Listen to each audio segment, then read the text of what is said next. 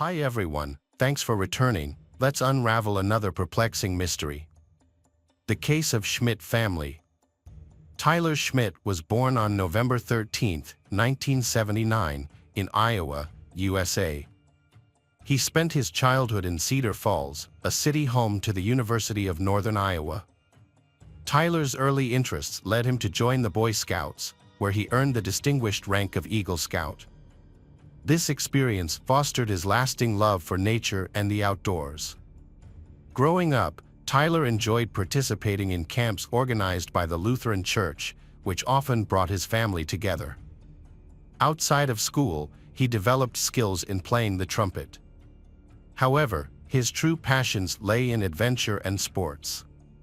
At Northern Iowa High School in Cedar Falls, Tyler was a member of the cross-country running team and the swim team. During his free time, he also enjoyed outdoor activities such as canoeing, hiking, and snowshoeing. Tyler's interest in computing led him to Missouri's Truman State University, where he pursued a degree in computer science and met the woman who would become his wife, Sarah. Born in Kansas City on March 27, 1980, Sarah grew up near St. Louis with her siblings, Karen, Jane, and Adam, for part of her childhood. Sarah shared Tyler's passion for the outdoors, particularly bird watching and studying insects. Both had been heavily involved in scouting as young people, with Sarah earning the Girl Scouts' highest honor, the Gold Award. She credited her adventurous spirit to her mother, with whom she had gone backpacking in Central America.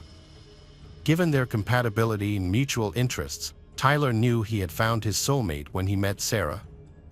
Sarah was a high-achieving student who excelled both academically and in leadership.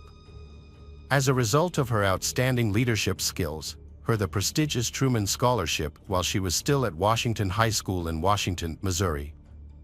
This scholarship led her to attend Truman State University, where she met her future husband, Tyler. The couple started dating and eventually got engaged. Both families were supportive of their decision to marry, as they believed the two were meant to be together and start a beautiful family. On June 22, 2002, friends and family gathered at St. John Lutheran Church in Cedar Falls for Tyler and Sarah's special day. Guests took their seats under the guidance of the wedding coordinators, with Tyler's parents and Sarah's mother seated at the front, joined by her nearby siblings. Tyler's uncles and cousins were also in attendance. Sarah stood outside, preparing to make her grand entrance at her wedding ceremony. She was accompanied by her father, who would escort her down the aisle and give her away to her fiancé. The ceremony was a promise of love and commitment between the 22-year-old couple, who vowed to stand by each other until the end of their lives. Following the wedding, Tyler and Sarah embarked on a romantic 10-day honeymoon to the breathtaking Boundary Waters, a wilderness area on the US-Canada border, situated between Minnesota and Ontario. This destination was chosen for its natural beauty, reflecting the couple's shared love of nature. After Tyler and Sarah got married, they focusing on building economic stability and advancing their careers. Following the completion of their bachelor's degrees in Missouri, they relocated to Lawrence and attended the University of Kansas. There, Sarah pursued a master's degree and later worked as a computer science expert, while Tyler divided his time among various roles, including jobs at a supermarket, a delivery company, UPS, and 18 years at a company that handled business billing and payments. During their early years of marriage, Tyler and Sarah maintained a balance between their professional lives and personal adventures. They made time for each other and regularly explored new outdoor destinations. The couple was social and enjoyed hosting family game nights and gathering with friends to play board games. They also participated in local community activities through the Lutheran Church and actively supported the Kansas Jayhawks basketball team, often attending tournaments at the Allen Fieldhouse. 2013 is a bittersweet year for Tyler and Sarah. It was the year Sarah's father unexpectedly passed away due to a heart attack, causing immense grief for his loved ones. However, in the same year, They welcomed their first child, Arlo, after 11 years of marriage. In 2015, the family grew again, with the birth of their beautiful daughter, Lula Schmidt, on September 17. 3 years later, when their children were 6 and 3, the family decided to relocate to Cedar Falls to be near Tyler's relatives. The community of Cedar Falls provided they a warm welcome, and they quickly became involved in local activities. Tyler maintained his software engineering job, while Sarah started working as a librarian's assistant at the local public library. Their children, Arlo and Lula, began attending preschool at Lincoln Elementary School. Known for their kind and helpful nature, Tyler and Sarah made those around them feel valued. This endearing quality earned them the love and respect of their neighbors and the community. Sarah's friendly and warm personality also made her a beloved figure at the library, where she was admired by colleagues and patrons alike. Tyler and Sarah made it a priority to share their love for the outdoors with their children, Arlo and Lula, encouraging them to explore and appreciate nature. In 2021, the family began going on camping trips, which the kids greatly enjoyed, even with their busy schedules. As a result, they decided to go on these trips as often as possible. However, by mid-2022, Sarah's work hours had increased substantially, which may have affected their ability to continue this family tradition. However, in June 2022, she took a day off to celebrate a special milestone, her 20th wedding anniversary. She also planned a family vacation to Mata Cave State Park in Jackson County, Iowa, for the week of July 11th. To make time for this trip, she set a deadline for a library project. July 26th, Sarah shared her plans with her sister-in-law, Kat, and was looking forward to exploring the park's 13 remarkable caves and beautiful landscapes with her family. On Thursday, July 21st, the Schmidt family embarked on a 140-mile road trip to visit Makata Caves. The family, consisting of Tyler and Sarah, both 42, and their children Arlo, 9, and Lula, 7, arrived at the campsite before 5 p.m. due to the crowded camping area. The Schmidts decided to set up their tent near the park's entrance. Later that evening, around 7 p.m., another family, the Sherwins, arrived and parked approximately 200 feet away from the Schmidts' tent. Joe, Cecilia, and their 23-year-old son, Anthony, from Nebraska, had been on a week-and-a-half-long camping trip that took them to Michigan's Upper Peninsula. When they were on their way back home, they decided to stop at Makata Caves, setting up 2 tents, one for the parents and another for their son Anthony. Anthony consistently showed great care and consideration for his parents' needs, and earning praise from his mother, who frequently described him as the ideal son, kind, empathetic, and an outstanding student. At the time, Anthony was working on a business venture that involved developing a computer system. He claimed the business had the potential to generate millions and planned to use some of the profits to support his parents financially. However, Cecilia knew very little about the project, as Anthony maintained secrecy and only revealed that he communicated via emails that were heavily encrypted and secure. At Makata Caves, campers had settled in for the night. However, their peaceful night's sleep was disrupted before dawn on July 22nd by the sudden sound of gunshots. A short time earlier, a man wearing black had entered the Schmidt family's tent. Inside, the attacker targeted Tyler and then Sarah. Arlo, who had been asleep, was jolted awake by the screams of his sister Lula. As he turned to see what was happening, he saw blood and was overcome with fear. Managing to escape the tent, Arlo ran to find help.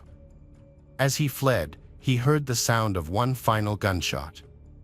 Cecilia and Joe, from the adjacent campsite, quickly exited their tent due to the commotion.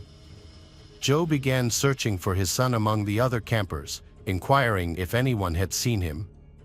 Meanwhile, Arlo, still panicked, continued running until he met Cecilia and Joe. He was frantic, shouting and asking for help, explaining that his parents had been shot.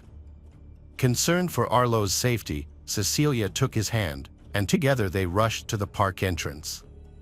She was filled with anxiety, knowing her own son was sleeping near the tent where the shots were fired, and feared he might have been hurt or worse. Cecilia called 911 after hearing gunshots and reported the incident to the operator, but struggled to clearly say the park's name, making it difficult to communicate their exact location. Cecilia also explained that she was with a boy who claimed his parents had been shot. During the 23-minute call, the 911 operator asked Cecilia questions, while simultaneously relaying the attack to police and park rangers. The call was briefly dropped, but Cecilia quickly called back.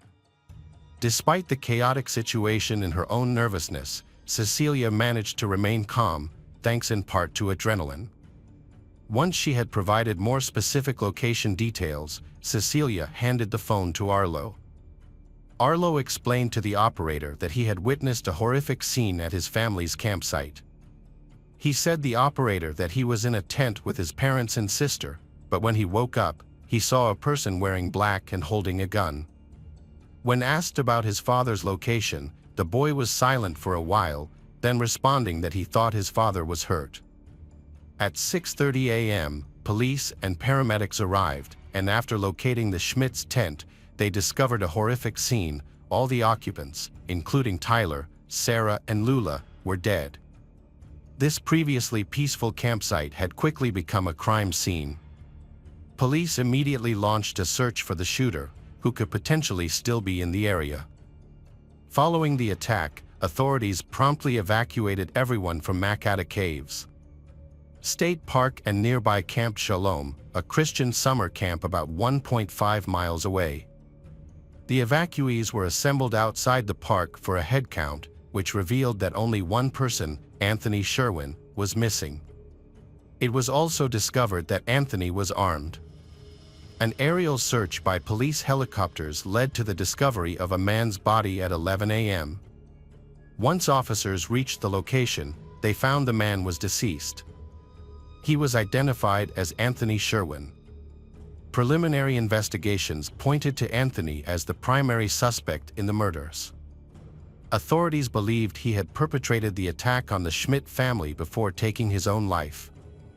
The park was temporarily closed by authorities following the incident, with the closure lifted by July 28. The Iowa Department of Natural Resources offered its condolences for what had occurred. A spokesperson for the department expressed deep sadness and disappointment on behalf of the team, acknowledging that the incident had disrupted the long-standing tradition of Iowa families enjoying the state's natural beauty. However, the department remains committed to continuing its work in preserving the state's parks for the millions of families that visit each year. The citizens of Cedar Falls were deeply shocked when they received the news. The atmosphere in the town drastically somber and mournful. Family, friends, acquaintances, and even strangers were filled with grief. A heartfelt message was displayed in a window at the Cedar Falls Public Library, where Sarah had worked, paying tribute to Tyler, Sarah, and Lula, saying they may have left too soon, but their memories would remain forever in the hearts of those who knew them. After hearing of the tragedy, Tyler's software company mourned him, describing him as a highly skilled and dedicated professional who mentored his colleagues. His colleagues were deeply saddened by the news, remembering Tyler's love for his children, especially his child Arlo. The mayor of Cedar Falls shared his grief on Facebook over the loss of the 3 Schmidt family members. He knew Sarah, with whom he had worked on a technology project in the past. He called on the community to support Arlo, the sole survivor of the family, and shared a GoFundMe link for those wishing to donate. The initiative quickly raised more than $276,000 in just a few days. As a sign of respect for Sarah's co-workers, the local authority closed the library for the remainder of the day. The tragedy also drew reactions from other government leaders. The governor of Iowa conveyed her shock and sorrow over the unimaginable tragedy, while a U.S. House representative from Iowa denounced the crime as senseless and horrific. Sarah's family was deeply saddened by her passing. Her sister was particularly hard hit, finding it impossible to accept that she would no longer be able to talk to Sarah and that she would miss out on seeing her niece grow up. Family members came from as far away as North Dakota, Texas, and Michigan to attend a private funeral service for Sarah at Greenwood Cemetery on August 2nd. A separate celebration of the lives of Tyler, Sarah, and Lula was held at the picnic area of Overman Park, attracting more than 200 people. At the ceremony, Tyler's aunt and the mayor took turns speaking at the podium to express their feelings and share memories of the deceased. The Schmidt family's loved ones struggled to cope with their grief, also as trying to provide comfort and care to Arlo. Meanwhile, authorities pressed on with their investigation into the brutal crime. According to an official update from the Iowa Department of Public Safety, the autopsies revealed crucial information about the victims' causes of death. Tyler sustained both a gunshot wound and multiple sharp force injuries. His wife, Sarah, had multiple sharp force injuries, but no gunshot wound. Tragically, their young daughter, Lula, suffered both a gunshot wound and was strangled. In August 2022, authorities identified Anthony Sherwin, a 23 years old with no prior crimes, as the person responsible for the Schmidt family's murder. He acted alone and later ended his own life. Despite the thorough investigation, police were unable to determine a motive for the attack. According to the Assistant Director of Criminal Investigation, Anthony had no connection to the Schmidt family before or during the time the two parties camped near each other. The Nebraska Police Department helped investigate the incident. During a search of the Sherwin family's apartment in Nebraska, officers did not find a suicide note or any other clues that could explain why Anthony targeted the Schmidt family and himself. A review of Anthony's Facebook page also did not provide any information about the incident or the weapons used. According to the Assistant Director of the Iowa Division of Criminal Investigation, the only confirmed weapon found was an unlicensed, hand-assembled firearm discovered near Anthony's body. This type of firearm is often referred to as a ghost gun. Because these guns lack serial numbers, they can be challenging for authorities to track and regulate. To verify the story, the police spoke with Anthony's parents. They confirmed that their son had created his own gun using instructions he found online. His parents described Anthony as very responsible and stressed that he had never hurt anyone or any animals. They also shared that their family had never owned guns before, but due to increasing crime rates in Nebraska, they had recently decided to acquire them. As they were inexperienced with firearms, they even took classes to learn how to handle them. The parents Anthony's had brought a homemade gun on the trip for protection against crime and possible bear attacks, which they had previously encountered while camping. They planned to dispose of the gun after returning home. Anthony's parents believed he was innocent and wanted to prove it. They thought he was a victim of murder, not the killer. His mother pointed to an autopsy report they obtained, which showed he had been shot twice. This contradicted the police claim that he had been shot only once.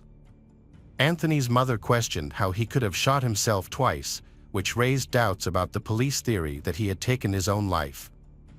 The family Anthony's questioned the attacker's clothing description, as Cecilia remembered telling the 911 operator that the attacker wore black clothes. This did not match Anthony's clothes, green shorts that she had given him the day before the incident. Furthermore, Cecilia and Joe believe the police have withheld important information from them, such as where Anthony's body was found and whether the gun used to kill the family Schmidts was the same gun used to shoot Anthony. They specifically asked investigators if a ballistic test was conducted to confirm any matches, but received no response. Cecilia expressed her concerns in an email to the media. In the email, she said that her son had so many reasons to live, and she was sure that he would not give up everything in such a way. Cecilia also mentioned that she had seen no signs of him planning such an attack. And in her opinion, Anthony did not have the capability to kill. Furthermore, she believed that her son had no connection to the Schmidt family, which raised more questions. When Cecilia reached out to investigators, their response only added to her confusion. They simply mentioned that it was a random murder. Anthony's parents asked to see the final investigation report so they could arrange for a private review to be conducted. However, they state that they never received a response to this request. Around the same time, in January 2023, a news organization also requested public documents related to the case, but was still waiting for them. According to Iowa's Open Records Law and the Freedom of Information Act, a request was made for various documents related to the case, including incident reports, investigation files, crime scene summaries, and autopsy reports. However, the Iowa Department of Public Safety Commissioner's office responded that these documents were not publicly available. They could only release basic information about the case, which had already been included in the press release and its supplementary links. A few days after the inquiry, the media outlet sent an email to the official asking if the gun Anthony used to kill himself was the same one used in the Schmidt family murders or not. The official did not respond. So far, the police believe Anthony was a random killer who brutally murdered family Schmidt by shooting, stabbing, and strangling them. This conviction stands unless new evidence surfaces to prove otherwise. Anthony was also murdered, and those who knew him described him as kind, studious, and innocent.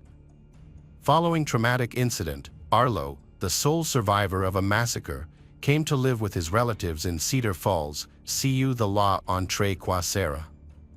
Recently, in an interview, Sarah's brother expressed admiration for Arlo's courage and the young boy's remarkable mental resilience. Following the tragedy, a fundraising page on GoFundMe was established to collect money for Arlo's care and to create a fund that will support his future education. Hello, crime enthusiasts, are you ready for another chilling investigation? The case of Alex Murdaugh. Richard Alexander Alex Murdaugh, born May 27, 1968, is a member of a prominent and well-connected South Carolina legal family. The Murdaugh family has dominated the region's legal system for more than 100 years, with 3 consecutive generations serving as district attorneys of the 14th Judicial District from 1920 to 2006. However, that dynasty has come to an abrupt end for Alex. The Murdaugh family has been building the foundation for their success for decades. Specifically, when Alex's great-grandfather, Randolph Murdaugh Sr., founded the law firm Peters, Murdaugh, Parker, Elaf, and Dietrich, PMPD, they became an influential family in the area. Their strong presence led to the Hampton area being referred to as Murdaugh County. Alex sought to follow in his family's footsteps and pursued a law degree at the University of North Carolina. While in college, he met and married High's wife, Margaret Maggie Brandstetter, in 1993. They began seeing each other in 1991 and were married on August 14, 1993, at the Second Presbyterian Church in South Carolina. Alex, a personal injury attorney who works at the family firm PMPD, seeks to continue the family legacy. Unlike previous generations of Murdaughs, however, Alex abused the power and influence of the family business to cover up financial crimes, theft, and even suspected murder. His nefarious dealings lasted for more than a decade until his youngest son, Paul, died in a boating accident. Paul's boating accident was the latest in a string of suspicious deaths linked to the Murdaugh family. Many believe that these deaths were not actual accidents but part of a larger cover-up. Given the history and resources of the Murdaugh family, this theory seems plausible, especially considering how they handled Mallory Beach's death. Paul Murdaugh sailed his family boat to a party on Pucas Island on February 23, 2019. Having just graduated from high school, Paul and his girlfriend Morgan Dowdy, along with Anthony Cook and Mallory Beach, wanted to have a party in a night of unsupervised fun. They planned to start the night with a house party and oyster roast on the island. However, parties can't start without alcohol, so Paul bought some beer and hard liquor using his brother's ID. They left the Murdo River house at 7 p.m. By midnight, they were ready to continue their fun, so Paul decided to steer the boat to downtown Beaufort. There, he and Connor, a teenager, also joined the boat party, had 2 rounds of drinks around 1 a.m. On the way back to the boat, Paul and Connor were caught on a surveillance camera. At this point, Paul had been drinking heavily, and according to other passengers, he began to act strangely around 1:15 a.m. As they sailed, the situation became more complicated. The group started to disagree with Paul as he steered the boat in a disoriented manner and acted as if he were drunk. Mall. Ori recalled that Anthony asked Paul to take him to a nearby rock to get off, but Paul refused. Morgan later commented that Paul took his hands off the wheel several times to argue with her, which made Mallory very nervous. GPS data from the boat's Garmin device indicated a period of acceleration. Paul, however, denied pushing the boat forward, but he was at the wheel at 2:20 a.m. when the boat hit the bridge, throwing Mallory into the water. The other teens were also in danger. Connor suffered a broken jaw and Morgan sustained a serious hand injury. Connor called 911 and help arrived immediately. When Deputy Beaufort arrived, the teens were in a state of chaos. The first thing he noticed was that Anthony was in distress. He reported that when he saw Paul smiling, Anthony actually tried to run past him to get to Paul.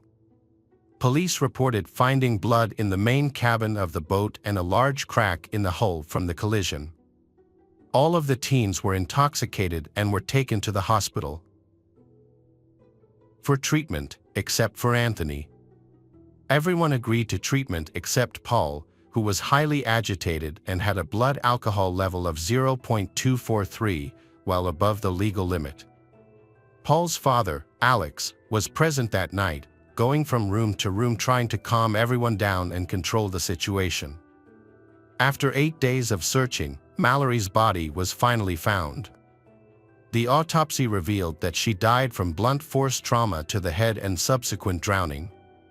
Several witnesses, including Paul's girlfriend Morgan, testified that Paul was speeding in the boat that night. However, Paul was neither arrested nor charged. This led to speculation that Alex may have intervened in the legal process to help his son escape punishment. In March 2019, the Murdaugh family was sued for wrongful death. Mallory's family alleged that Paul's mother, Maggie, knew her son was intoxicated while the group was boating. Additionally, they claimed that his brother Buster provided the paperwork necessary for the group to purchase alcohol. It was not until April 18, 2019, on Mallory's 20th birthday, that Paul was charged with 3 felony counts of operating a boat while intoxicated, resulting in her death and the serious injury of 2 other passengers. Paul pleaded not guilty and was released on $50,000 bail. Unfortunately, Paul's trial date never arrived. He died before the case could proceed. Another death that appears to be linked to the Murdaugh family is that of Stephen Smith, an openly gay teenager whose body was found on July 8, 2015, lying in the middle of a road in Hampton County, South Carolina. The cause of death for the victim was severe head trauma. The incident was initially ruled a hit-and-run accident, and no suspects were arrested. However, the victim's mother believes her son was murdered in a hate crime. Stephen had been classmates with Buster Murdaugh in high school. In addition to their friendship, there were rumors that the two had been romantically involved. Some have suggested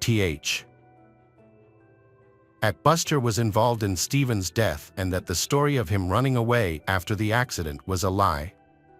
On March 22, 2023, the South Carolina Department of Law Enforcement reopened the case, confirming that his death was indeed a homicide, although no suspects have been named. Another case involves the Murdaugh family. Gloria was the longtime housekeeper for Alex's family. On February 2, 2018, she suffered a serious head injury after falling down the stairs at the Moselle mansion. She later died on February 26, 2018, from complications related to the accident. Alex claimed that his dogs greeted Gloria at the top of the stairs, causing her to trip and fall backward, leading to the accident. It is unclear why no autopsy was performed to confirm Alex's version of events. Gloria's death certificate listed the cause of death as natural causes.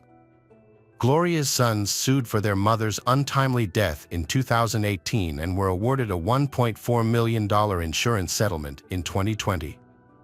However, the money and reached them. Alex allegedly plotted to collect the insurance money, approached Gloria's sons, and encouraged them to sue him, even introducing them to an attorney named Corey Fleming. Corey Fleming was a longtime friend and associate of one of Alex's sons. They conspired to defraud and steal the Gloria family's insurance money. They wired the insurance money into Alex's bank account without notifying the Gloria family that they had received the money. Gloria's sons then filed a new civil lawsuit on September 15, 2021, against Alex. On the same day, state investigators opened a criminal investigation into Gloria's death. Investigators are trying to determine whether there is any criminal liability in her death. Based on a request from the Hampton County coroner, they found that Gloria's cause of death was not due to natural causes. After Gloria's family gave permission, authorities conducted an autopsy to investigate further. In late September 2021, Alex faced multiple charges related to financial misconduct and embezzlement. Before the Gloria family sued, Alex had been involved in fraud and embezzlement for nearly a decade. Alex was accused of participating in a money laundering and painkiller abuse scheme that lasted from October 2013 to September 2021, along with his distant cousin and co-defendant, Curtis Smith. On September 4, 2021, Alex and Curtis conspired to commit murder. Alex provided Curtis with a gun and instructed him to shoot Alex himself, intending for Buster, Alex's only surviving son, to collect Alex's life insurance policy after his death. Curtis went to the location Alex had prepared, where Alex pretended that his tire was flat, and Curtis shot him as instructed. However, the bullet only caused minor injuries to Alex, who called 911 himself. When local law enforcement inspected the scene, they recognized signs of foul play but were unable to prove it. A few days later, Alex admitted that he had conspired with Curtis and staged the shooting. His lawyer informed him that he was mentally unstable and that malicious elements were taking advantage of the situation. They claimed that Alex wanted to commit suicide so that Buster could collect a $10 million life insurance policy. Alex turned himself in when he learned a warrant had been issued for his arrest and was charged with fraud and conspiracy to commit insurance fraud. He filed a police report just 2 days after the incident. Alex announced that he would resign from his family law firm and enter rehab for treatment. After his release, he was quoted as saying that he had made many decisions that he regretted. In September 2021, the South Carolina Supreme Court indefinitely suspended Alex's law license. Further investigation into Alex's life revealed that he had committed several financial crimes, including tax evasion, embezzlement, and misappropriation of funds from clients and the law firm where he worked. Alex was released from rehab on October 14, 2021, and was later arrested. He was charged with 2 felony counts of fraud. The arrest was based on an investigation into the misappropriation of investment funds related to the unnatural death of Gloria. This time, Alex was denied bail. This was just the beginning of Alex's legal troubles. On November 18, 2021, he was indicted on 27 counts of financial fraud, including allegedly stealing money from clients, other lawyers, and the family of his deceased housekeeper. On December 9, 2021, an additional 21 charges were filed against Alex, bringing the total to 48. The charges include 1 count of counterfeiting, 4 counts of money laundering, 7 counts of computer crime, and 9 counts of breach of trust with intent to commit fraud, among others. It is estimated that Alex stole more than $6.2 million from his victims. The investigation into Alex's business dealings has been ongoing, with new charges being filed against him. By June 2022, the total number of charges against him had reached 81. On July 13, 2022, when Alex was officially disbarred, he faced a total of 84 criminal charges and 11 lawsuits. Mallory Beach's mother, whose daughter was a 19-year-old victim, was one of several people who filed lawsuits related to the estate of Margaret and Paul Murdaugh. The prominent attorney's alleged financial misconduct has raised questions about his character and conduct. The South Carolina Law Enforcement Division, SLED, has decided to review what they know and have accepted as the truth about the double murder and further investigate the financial crimes against Alex. Investigators realized that this was a troubled marriage. Alex and Maggie were experiencing marital difficulties. Maggie was living separately at the family home on Edisto Island, which is a little over an hour's drive from the Moselle estate. Maggie's sister, Marion Branstetter, told police that Maggie had no plans to see her husband on the night of the murder. Alex contacted Maggie on that fateful day, asking her to come to the family hunting lodge. He wanted her to accompany him to visit his father, who was dying and could pass away at any moment. Initially, she did not want to go but texted a friend, saying that her husband's behavior was suspicious and that he might be planning something. She suggested they meet at the hospital instead of following her husband. Eventually, she agreed to drive to the Moselle estate before going to the hospital to visit her ailing father-in-law. However, she was murdered before she had a chance to see him. Maggie and her youngest son were murdered at the Murdaugh family's 1,700-acre farm in Moselle, which included a house, a doghouse, a cabin, and wetlands. Maggie and Paul were shot multiple times near the doghouse. Paul was shot twice with a shotgun, while Maggie was shot 5 times with a different weapon, which ballistics analysis showed was a .300 caliber round from an AR-style rifle. Alex stated that he had taken a long nap that day before visiting his dad, who suffered from dementia.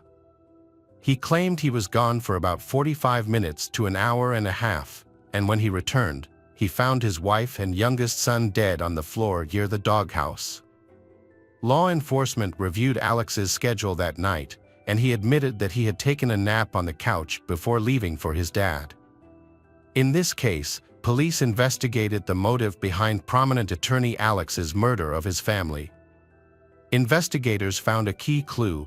Weeks before the killings, a grand jury subpoenaed Alex's finances for an probe related to his son Paul's 2019 fatal boating accident. This may have been the primary motive. Alex is worried that all his financial wrongdoing will be exposed following a hearing scheduled for June 10, 2021. Furthermore, his law firm has uncovered his misuse of company funds. Gene Singer, the company's chief financial officer at the time, confronted Alex about the missing money on June 7, 2021, the day of the murder. State authorities say the financial pressure used Alex to panic and fear that his world was falling apart. Once a prominent lawyer in South Carolina, Alex devised a bold plan to hide his financial crimes. However, these acts are gradually becoming public and drawing sympathy away from him. On July 14, 2022, 13 months after the shooting that killed his wife and son, Alex was charged with their murders. His trial commenced with charges of murder and possession of a weapon during the commission of a violent crime. The prosecution claimed that Alex used both a handgun and an AR rifle to shoot and kill his wife and son at close range. The murder weapons were never found. Alex's defense team argued that the shootings were carried out by two different shooters based on the weapons used. An expert witness for the defense stated that the height of the shooters could have ranged between 5 feet 2 inches and 5 feet 4 inches, while Alex stands at 6 feet 4 inches tall, which disqualified him as a suspect. Prosecutors pointed to the gunshot evidence as indicating Alex's involvement. However, the expert witness, when questioned, acknowledged that other factors besides height could have influenced the trajectory of the bullets. The ballistics investigation determined that Maggie was shot with .300 blackout rounds from an AR-style rifle. Investigators found a box of these bullets on the Murdaugh family property. The state's attorney argued that Alex killed his wife and son to gain sympathy and avoid responsibility for his financial crimes.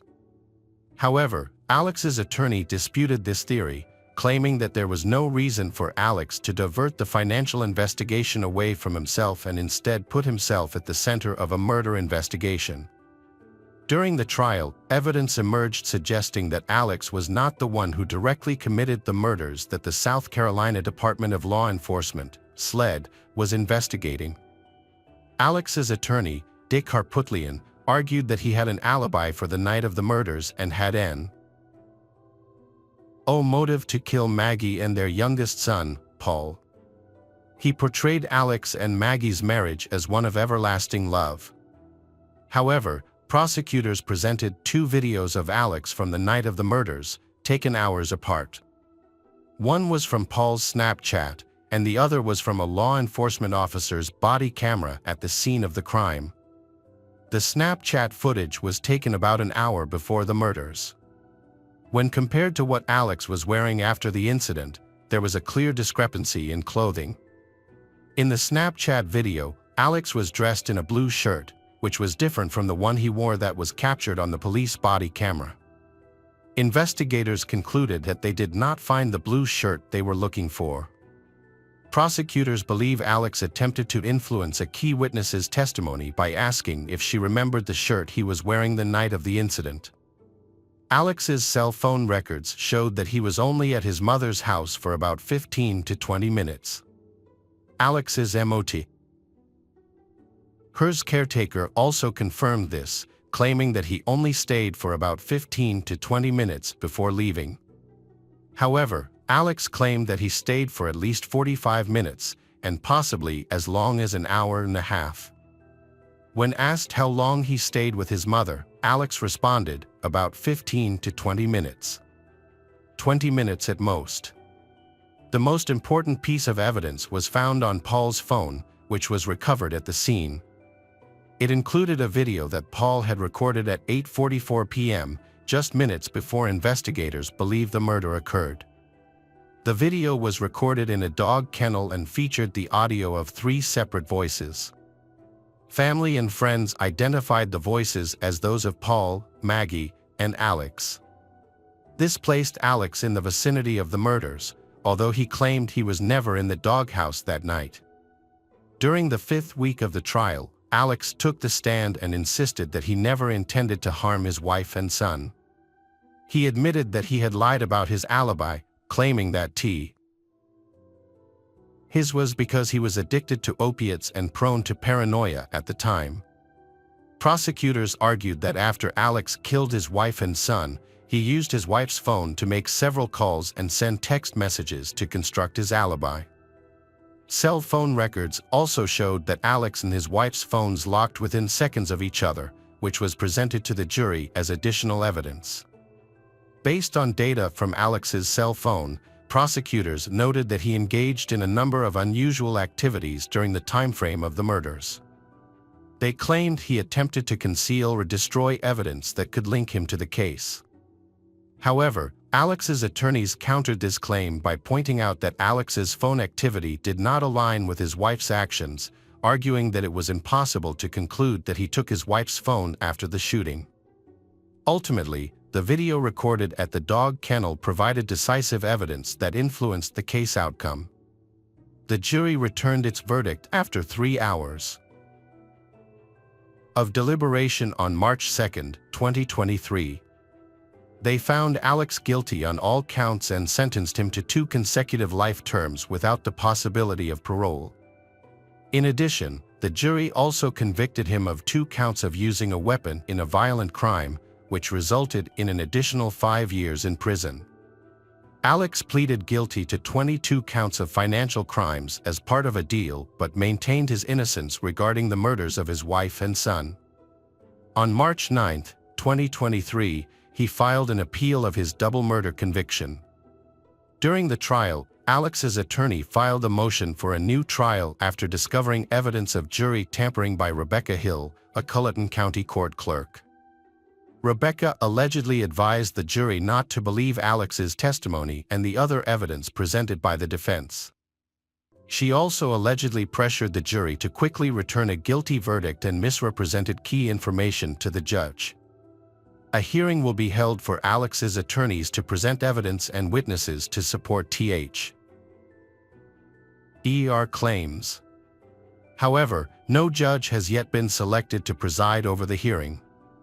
With Alex's appeal, more than 100 drug and financial crime charges, and multiple lawsuits pending, we can expect that more new information about Alex will be revealed in the future. Hi everyone, thanks for returning. Let's unravel another perplexing mystery. The case of Jason Corbett. Jason Corbett, a 39-year-old Irish businessman, Jason has a warm, friendly personality. Born in Limerick, Ireland, Jason has a twin brother named Wayne and an older sister named Tracy. He married Margaret Fitzpatrick in 2003 when he was 27. They later welcomed 2 children, a son named Jack and a daughter named Sarah, whom they loved dearly. Jason's family seemed to be living a happy life in Ireland, but this happiness was short-lived. Tragedy struck in 2006, shortly after Sarah was born. Margaret suffered a severe asthma attack one night, waking Jason up because she was having trouble breathing. Jason immediately tried to help her by giving her medication and using her inhaler, but her condition quickly worsened. In a panic, Jason called an ambulance, but unfortunately, Margaret died on the way to the hospital. Jason Corbett was the director of a small packaging company in Ireland when he lost his wife, leaving him to raise his 2-year-old son and 3-month-old daughter alone. His friends witnessed his deep sadness and struggled to cope with the loss. A year after his wife's death, Jason was looking for a nanny and housekeeper to care for his children. This led him to Molly Martins, a 25-year-old American woman. In March 2008, Molly moved from the United States to Ireland to take up a nanny job. A friend of Jason's accompanied him to the airport to pick Molly up. The friend immediately became concerned that Molly might not be suitable for the job. Molly's youthful appearance, flashy style, and heavy makeup aroused suspicion. With her bright jacket, cowboy boots, curly hair, and heavy makeup, Molly looks more like a stage performer than a responsible nanny and maid. Molly was born and raised in Knoxville, Tennessee. After attending Clemson University for a while, she dropped out and decided to start a new life in Ireland. There, she worked as a nanny for Jason's family, taking care of his 2 children, Jack and Sarah. Molly immediately took to the children, showing them care and concern. Jason's friends noticed a significant change in him. He seemed to be coming back to life after a period of grief. As Molly and Jason's relationship deepened, love blossomed and they began dating. The family of 4 went on vacations together, which brought them closer together. They began to plan for their future as a family. 2 years later, on Valentine's Day 2010, Jason took Molly to a coffee shop, where he proposed to her with a ring. Overjoyed, Molly immediately began planning their wedding in the United States.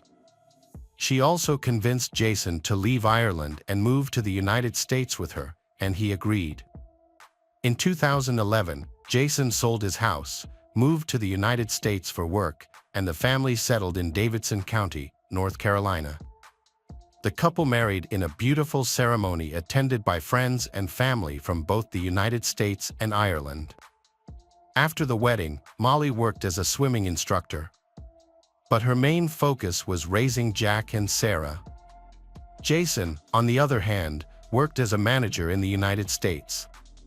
At first, their life seemed perfect, but as time went on, their marriage began to fall apart. On August 1, 2015, Molly's parents, Tom and Sharon Martins, visited Jason's family home, where he greeted them at the entrance and helped them with their luggage. Tom had brought a gift for Jason's son, Jack, a baseball bat, but Jack was out with friends at the time. Instead, Jason, Molly, her parents, and Sarah had dinner together, eating pizza. Jack returned home late that night, but Tom decided to wait until the next morning to give him the baseball bat. After 11 p.m., the family went to bed. Molly and Jason were in the master bedroom on the first floor, while their children, Jack and Sarah, were in nearby rooms. Molly's parents were upstairs in the living room. Hours later, at 3 a.m., Molly's father, Tom, called 911 in a panic. He claimed that Jason had attacked his daughter, Molly, and in response, Tom had hit Jason with a baseball bat. Jason was now unconscious and bleeding. During the call, Tom expressed his fear that Jason's severe head injuries could be fatal and urgently requested an ambulance to their location. Tom asked the 911 operator for help, and she instructed Tom and Molly to perform CPR to try to revive Jason until paramedics arrived. When the police and ambulance arrived, they found Molly in the yard near a car, looking distressed and shocked but not crying. Inside the house, they discovered Jason Corbett's body in the master bedroom, surrounded by blood splattered on the bed, walls, and floor. Tom and Molly both had blood on their clothes. A baseball bat and a large pebble with blood on them were found near Jason, along with an overturned lamp. Jack and Sarah had been sleeping in their room during the incident. At the police station, Tom Martins, 66, a 30-year veteran of the FBI, stated that his son-in-law was mentally unstable and had been abusing his daughter. According to Tom, Jason had been drunk that night. Everyone had gone to bed, but Tom was awakened in the middle of the night by screams and loud voices coming from downstairs. He quickly got out of bed, grabbed a baseball bat, and ran down the stairs. When Tom entered the master bedroom, he found Jason strangling Molly with both hands. Tom yelled, "Let her go." In response, Jason turned to him and said, "I'm going to kill her." Tom and Molly did not deny their involvement in Jason's death but claimed they had acted in self-defense. Tom immediately felt the need to protect himself and those around him. He swung the baseball bat at Jason, but the blow seemed to have no effect. When Jason tried to drag Molly into the bathroom, Tom intervened, trying to stop him. The situation worsened when Jason pushed Tom, causing him to fall and his glasses to fly off. At this point, Tom felt his life was in danger.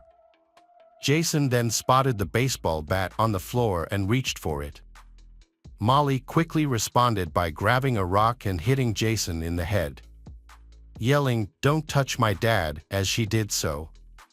Taking advantage of the opportunity, Tom picked up the baseball bat and repeatedly hit Jason until he fell to the floor. Molly, 32, provided a consistent account of events during her interview. She explained that her daughter Sarah woke up with a nightmare that night, which caused Jason to become angry and attack her. Jason allegedly began strangling Molly, threatening to kill her, and her father intervened to protect her. In order to protect her father, Molly claimed to have hit Jason on the head with a heavy rock. When asked where she got the rock, Molly replied that she had placed it on her bedside table. The rock had originally been used for drawing pictures with children as part of a gardening project, but Molly could not remember exactly how many times she had hit Jason, describing the incident as a desperate fight for her life. During her interview, Molly told police that she was still in pain from the alleged strangling incident. Photos of Molly, which showed a red mark in the middle of her neck, were compared to photos taken of her when she was arrested. However, the comparison did not reveal any red marks on her neck at the time of her arrest. Molly later admitted that the fight with her husband had actually occurred the day before the tragedy, in which Jason had grabbed her arm and neck. During questioning, she repeatedly complained of a sore throat. Both Molly and her father, Tom, testified that Jason had abused his wife, but Jason's family disputed these claims. Jason's sister, Tracy, noticed that Molly was controlling of Jason, often becoming upset if things did not go her way. She also noticed that Molly did not want to socialize with Jason's family members when they visited. Additionally, one of Molly's friends shared a disturbing claim that Molly had claimed to be friends with Jason's first wife, Margaret, until her death. However, this contradicted the family's account, as they knew Margaret had died of an asthma attack, not cancer. Despite Jason's relatives' warnings and attempts to intervene about Molly's unusual behavior, the wedding still takes place, marking the beginning of a complicated and troubled marriage. Over time, Molly's behavior began to raise concerns. Jason noticed a major change in her personality and suspected that she might have mental health issues. She was initially kind and loving, but now seemed manipulative and controlling. This worried Jason and led to more problems in their relationship. Molly began distancing herself from Jason's family by cutting her phone calls to just seconds. Before her death, Jason took steps to protect his children, Jack and Sarah. He named his sister, Tracy, as their legal guardian in case anything happened to him. Tracy knew that if Jason died, Molly would have custody of the children. After Jason's death, Tracy traveled to North Carolina to file for custody, preparing for a legal battle with Molly. During her troubled marriage to Jason, Molly consulted with an attorney to understand her rights to Jason's children in the event of a divorce. The lawyer suggested that she record their arguments and gather evidence that could be used against Jason. As a result, Molly began secretly recording their conversations.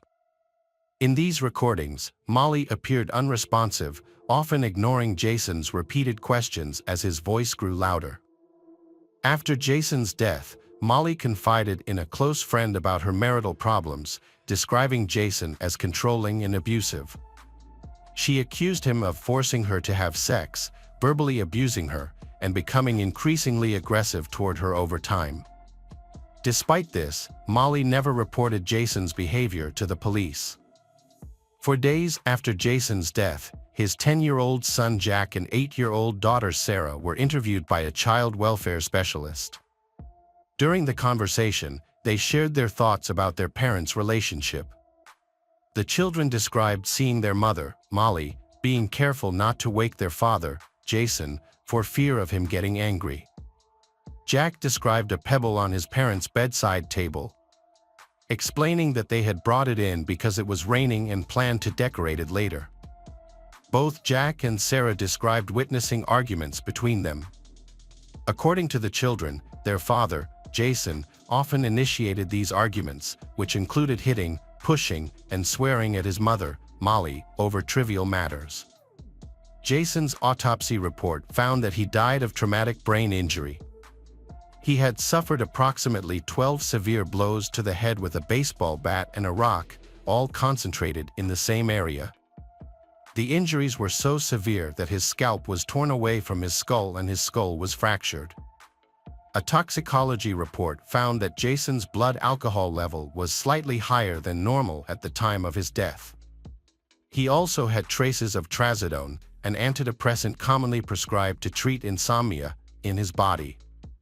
Jason was buried in his hometown of Limerick, Ireland, next to his first wife, Margaret. After Jason's death, his sister, Tracy, took their children, Jack and Sarah, to Ireland, which left Molly shocked and heartbroken. She tried to contact Jack and Sarah by phone and social media. Molly and Tom claimed they acted in self-defense against Jason, but the investigation into his death continues. Tracy has another theory. She thinks Molly killed Jason because he planned to leave her and take their children. Tracy believes that Jason told Molly about his decision on the night of the incident, and Molly, afraid of being alone, reacted violently. In Ireland, Jack and Sarah slowly adjust to their new lives. 9 months after their father's death, they reveal that they were forced to lie about domestic violence. They admit that Molly made up stories about their father's violent behavior, threatening to cut them off if they did not comply. The children clarify that their father had never abused Molly, contrary to what they had initially said. During the investigation, Molly's past relationship with her ex-husband Keith Megan came to light. Keith shared some revealing details about Molly's past. The two met on a dating website and quickly fell in love, moving in together just 6 weeks later. Keith described Molly as independent, fun-loving, carefree and unconventional. However, she eventually confided in him about her struggles with bipolar disorder. Keith was not overly concerned by the revelation, as Molly was on medication and appeared to be fine, apart from occasional changes in her behavior when she missed a dose. These changes did not manifest as violence or outbursts, but rather as clingy behavior during arguments, such as refusing to let Keith leave. Additionally, Molly would often spend hours in the bath, followed by periods of sitting on the cold floor and crying. Despite the difficulties they faced, Keith and Molly continued their life together and decided not to have children at that time. However, Molly soon revealed that she was pregnant, which took Keith by surprise. As the sole breadwinner, Keith was struggling financially and did not feel ready to become a father. Keith eventually proposed to Molly and she happily accepted, but due to her health problems, Molly continued to take prescription medication, including antidepressants, sometimes up to 16 pills a day. This caused Keith to worry about the effects of the medication on their unborn child. In a tragic turn of events, Molly had a dream that she had lost her baby, and the next day the hospital confirmed that the fetus had died. The loss put further strain on their relationship. Molly fell into a state of grief and was diagnosed with major depression. Her parents began to view Keith negatively, seeing him as the cause of Molly's problems. Molly planned to leave Keith in the United States to find work as a nanny for the family in Europe. In March 2008, she packed her things and moved out of the apartment they were sharing. 10 days later, she called Keith, telling him that she was in Ireland, had found a job, and was doing well. This was the last time they spoke. Years later, in October 2015, Keith received an email from a police officer in North Carolina revealing that Molly had kept her relationship with Keith and her move to Europe a secret. The email informed Keith that Molly's new husband, Jason Corbett, had been murdered. When Keith watched an interview with Molly and her father, Tom, they described Jason as a cruel person, but Keith did not believe their story. He thought their feelings seemed fake. In January 2016, Tom and Molly were charged with second-degree murder in Jason's death. At their trial in July 2017, Tom and Molly claimed they had acted in self-defense when they killed Jason. Tom said he had tried everything he could to keep himself and Molly safe. Tom admitted to beating Jason with a baseball bat, only stopping when he was sure Jason was no longer a threat. However, the prosecution argued that the severity of the attack showed a deep hatred for Jason rather than self-defense. Analysis of the bloodstains showed that some of the blows were delivered when Jason's head was between 30 and 50 centimeters above the ground, suggesting that Tom continued to attack even after Jason was no longer a threat. The presence of stains on Molly's nightgown near the area where Jason was struck suggests that she was nearby during the attack. During the trial, Lieutenant Frank Young testified about the injuries he observed on Tom and Molly on the night of the incident.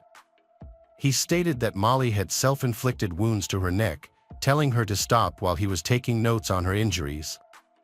Other than some dried blood on her face and hair, Lieutenant Young found no other injuries on Molly. Tom also had no injuries, only blood on his watch and under his fingernails. Notably, his glasses were not broken. Paramedic Amanda Hackworth also took the stand and described what she found when she arrived at the scene. When she examined Jason's body, she found that his torso was cold to the touch and had patches of dried blood. This contradicts Molly's statement that they called 911 immediately after Jason became unconscious. The police investigation discovered that Jason had a life insurance policy, with Molly listed as the beneficiary. Furthermore, it was revealed that Jason had financially supported Molly's parents. A neighbor of Jason's family testified at the trial.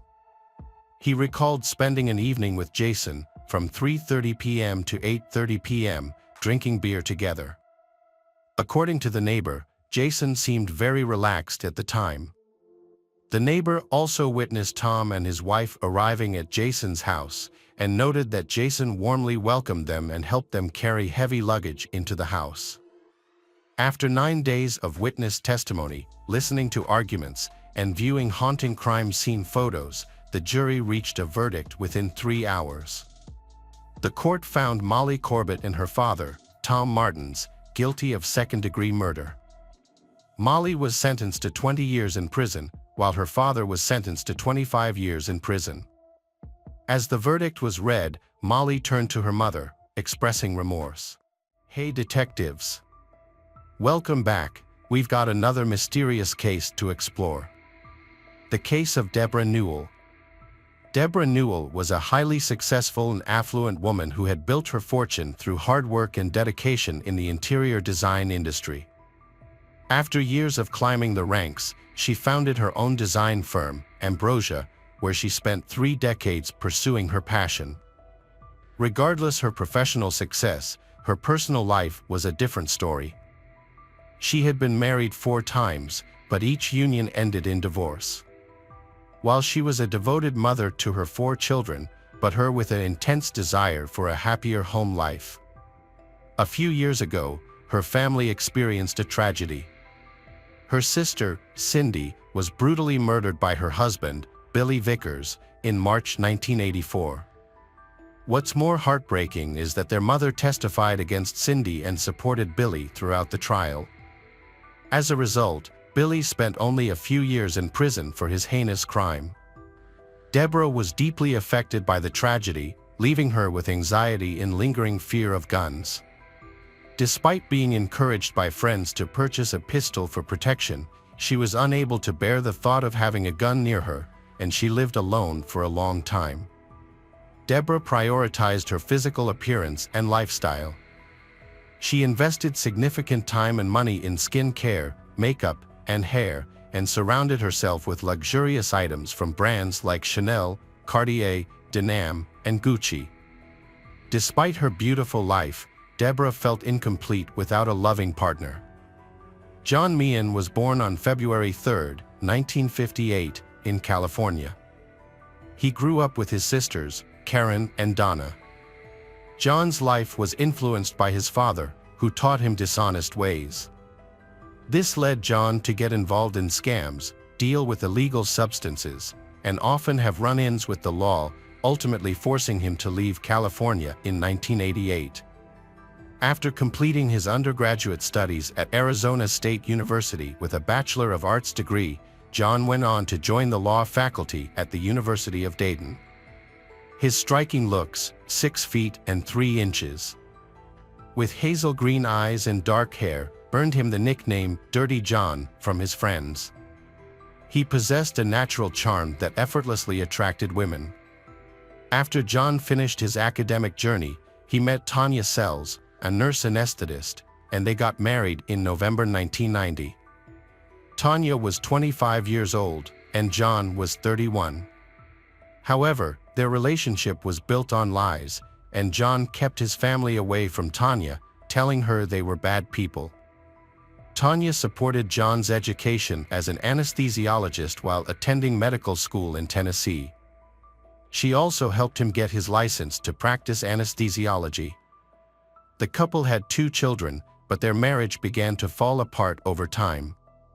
Tanya eventually discovered the truth about John's past from his mother and sisters. She also found out that John had been stealing pills from his patients and was addicted to them, which explained his cause of his short temper. Tanya immediately reported John to the police. After an investigation, John admitted his wrongdoing, but instead of surrendering, he left the state and went into hiding at a hotel in Michigan. However, the police found John easily and discovered him unconscious in his hotel room, surrounded by empty pill containers. An ambulance was called, but on the way to the hospital, John woke up, grabbed a medication, and jumped out of the ambulance. He was caught again and eventually sentenced to 6 years in prison in Michigan for resisting arrest and possessing illegal drugs. John spent just 17 months in prison. Then, his sentence was reduced and he was released in 2004. During this time, he met Deborah through online dating. John, then 55, and Deborah, then 59, had both decided to give online dating a try. Deborah was immediately drawn to John's profile, which pretended he was a divorced doctor and a Christian looking for love. Despite having a string of unsuccessful dates, Deborah was delighted to meet John in person. He showed genuine interest in her life and accomplishments, which made her feel appreciated. This was a refreshing change for Deborah, who had been disappointed by her previous dating experiences. John and Deborah's first date took place at a restaurant in Irvine, California, in October 2014. John's aim was to make a great impression on Deborah, which he achieved by sharing false stories about his past. He told her that he had worked with Doctors Without Borders in Iraq, had 2 children, and owned multiple properties. Deborah was captivated by the image of a selfless doctor who had dedicated his life to helping others. John treated Deborah with kindness and respect, making her feel like a queen. This was exactly what Deborah had been longing for, genuine affection. John's charming words left Deborah smitten, and she invited him to her penthouse after dinner. However, John crossed the line this time. After a few kisses, he tried to get intimate with Deborah, but she didn't feel comfortable, so she asked him to leave. The next morning, John apologized profusely, attributing his behavior to too much alcohol and an inability to control his emotions. This admission won back Deborah's trust, and their relationship continued to blossom. As their love progresses, Deborah and John spent more time together. On their third date, he expressed his love for Deborah and proposed to her. She was thrilled with their connection and chose to overlook some red flags. One notable instance was when John wore worn and somewhat unclean medical scrubs to a charity event hosted by Deborah, claiming he hadn't had time to change. Despite this, Deborah proudly introduced him to her friends as her doctor, and they took photos together. Their connection deepened, and they eventually decided to move in together. Deborah's daughter Jason lived with her in the penthouse. Jason was unhappy with the men her mother was dating, and in particular, she had concerns about John. Jason found it unusual that her mother, who had impeccable taste and favored designer brands like Gucci, was in a relationship with someone who wore dirty, unkempt clothing. Jason noticed him showing curiosity about the artwork in her mother's apartment, almost as if he was determining its value. After only meeting for 5 weeks, John convinced Deborah that they should live separately, and they rented a house on Balboa Island's waterfront for $6,500 per month. Deborah paid $80,000 up front to cover several months of rent. However, John opted not to put his name on the lease, citing tax complications as the reason. Deborah was deeply smitten with John and took care of all the expenses, covering everything herself. Unbeknownst to her children, she couldn't understand why they didn't approve of he. John shows Deborah concern for her by making her coffee every morning, helping her with shopping, and generally making her life simpler. Deborah believed that she had finally found her ideal partner and was hopeful that her children would accept him. She envisioned a future where they all came together as a harmonious family. Then, Deborah intended to introduce John to her younger daughter, Tara, who was known for being more laid-back and easygoing compared to Jason. Tara visited her mother, Deborah, and John on the day they moved into their new home. Upon meeting he for the first time, Tara felt uneasy due to his unfriendly behavior and lack of enthusiasm for the move. Despite Tara's initial doubts, she decided to give him a chance. However, her worries about John increased due to some suspicious signs. For example, John claimed to own homes in Newport Beach and Palm Springs, but he never discussed them going there to visit or moving there. He also didn't own a car. What's more, he spent most of his days at home, often playing video games. Just before Thanksgiving, Tara decided to secretly go through John's belongings and stumbled upon a nurse's certificate with his name on it. Realizing that John is not the doctor he said he was, Tara confronted him about this. This led to a huge outburst from John, who became angry and began yelling at Tara for trying to ruin her mother's happiness. He insists that Tara will fail to separate them. Deborah just stood there, listening, and eventually, a big argument broke out and ended with Tara leaving the house. John took advantage of the situation to manipulate Deborah into believing that her children were only interested in her wealth and were waiting for her to pass away, thus they not wanting her to be happy. On the eve of Thanksgiving, Deborah's extremely religious mother, Arlene, visited. However, John's attempt to present himself as a religious man in front of Arlene backfires and leads to more arguments. Following this incident, Deborah sought the advice of a psychotherapist. They have advised her to set boundaries with her children and strive for a peaceful life, advice that she chose to follow. Deborah and John moved to Balboa Island, where they enjoyed dining at local restaurants and taking leisurely strolls while admiring the beautiful scenery. Although Deborah was incredibly happy, but she was still worried about John's choice of outfit. His wardrobe consisted mainly of old medical scrubs, loose-fitting and frayed pants, and worn-out shirts. Deborah, on the other hand, wanted he to dress fashionably and complement her lifestyle. He attributed his lack of finer clothes to having them stolen during his time in Iraq. To address this issue, she took John shopping and bought him a complete set of high-end designer outfits. In early December, John went with Deborah on a work-related trip to Las Vegas, where they made the sudden decision to get married after knowing each other for less than 2 months. Deborah chose not to tell her children about this development. Around that time, a mysterious woman managed to get into John and Deborah's home. He used this incident to convince Deborah that they needed better security. He then set up several surveillance cameras around the house that he could control with his smartphone. He even put cameras in Deborah's office, where he could keep an eye on her activities. John's goal was to have complete control over Deborah. As time went on, Deborah started asking John about his family and life before they met. Every time she asked, he came up with a quick excuse or justification, even though his answers didn't quite add up. Deborah dismissed her doubts, thinking she had found the perfect partner. However, her children, especially Jason, were still wary of John. Since he didn't own a car, John used Deborah's, which led Tara and Jacelyn to investigate his activities. They installed a tracking device on John's car to monitor his movements. When this yielded no results, they decided to hire a private investigator to investigate further. The investigators' findings were shocking.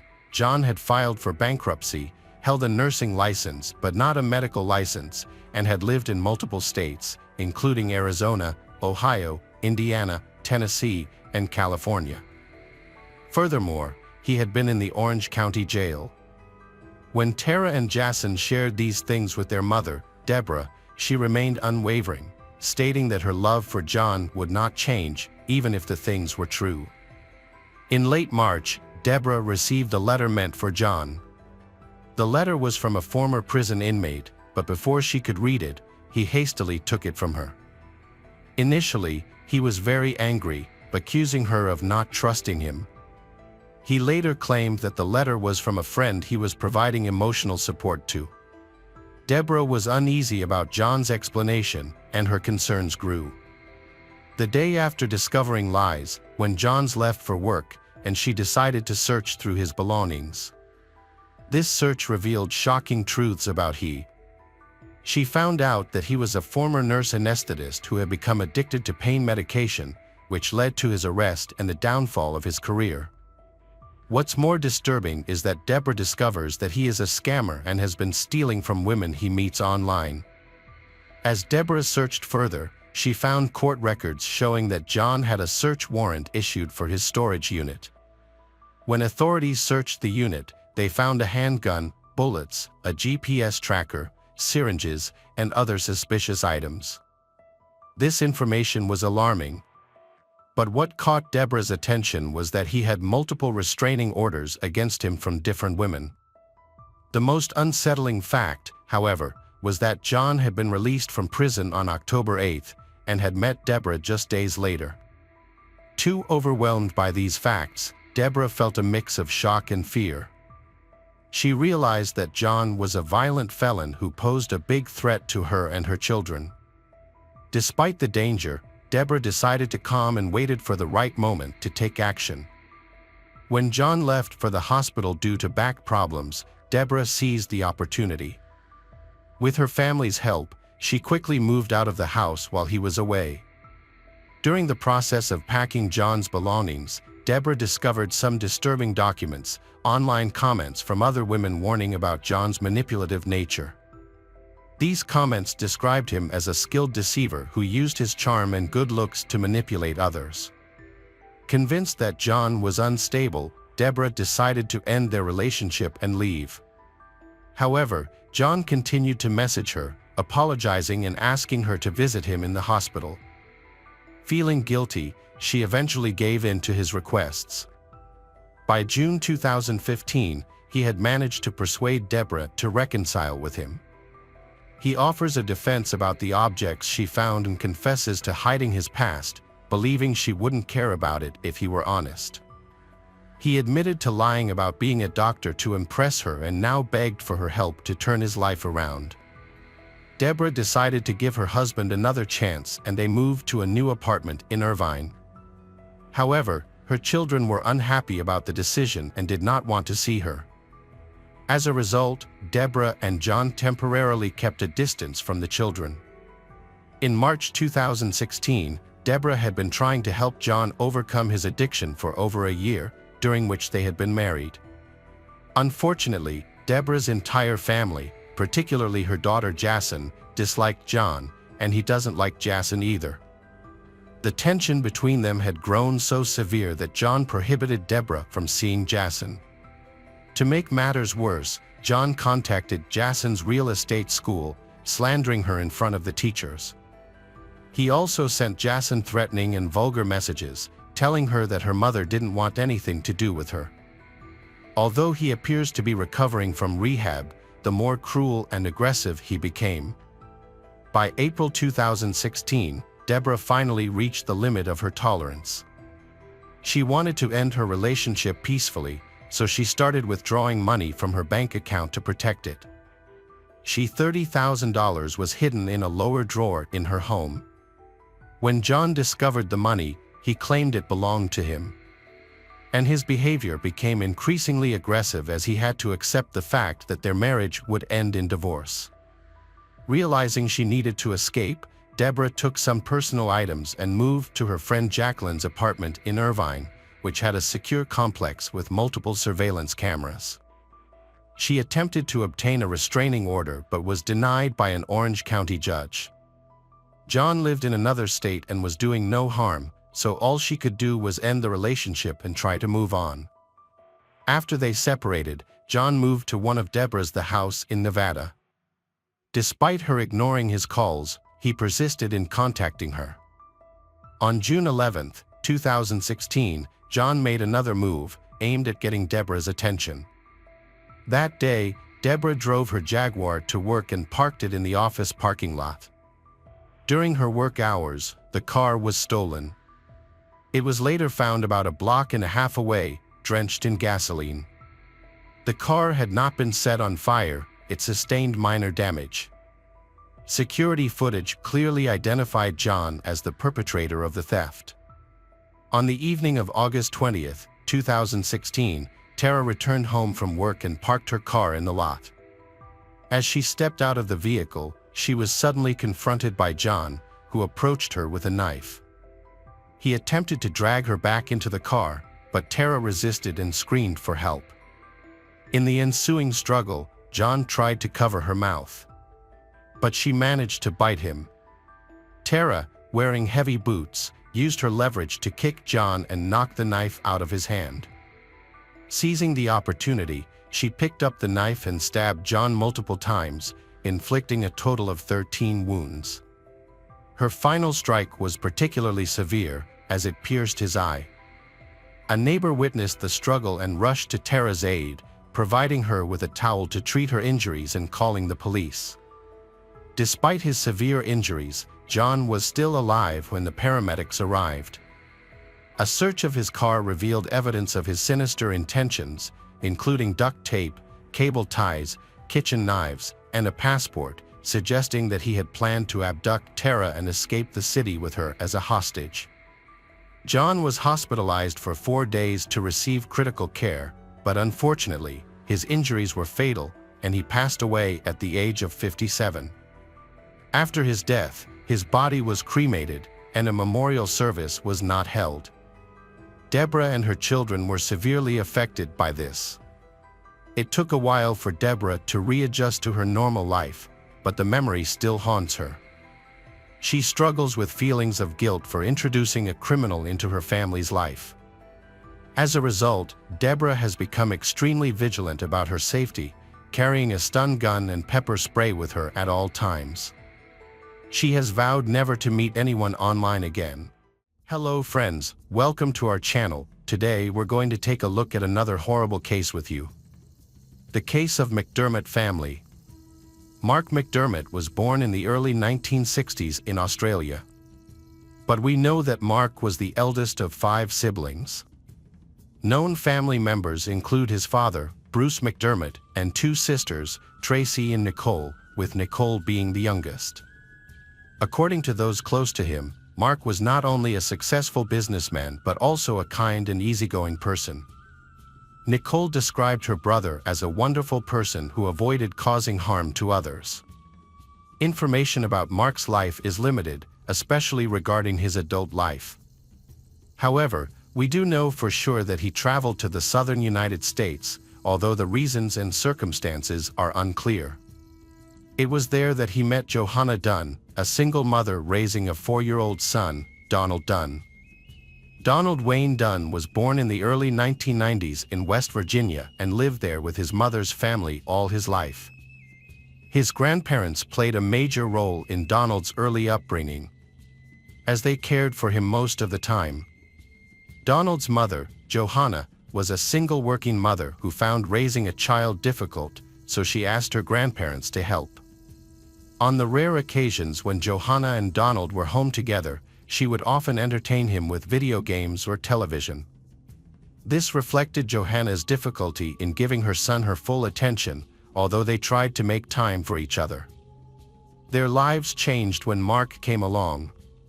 Johanna and Mark quickly fell in love and married. Johanna took her husband's last name, and the 3 of them moved to West Virginia, becoming a happy family.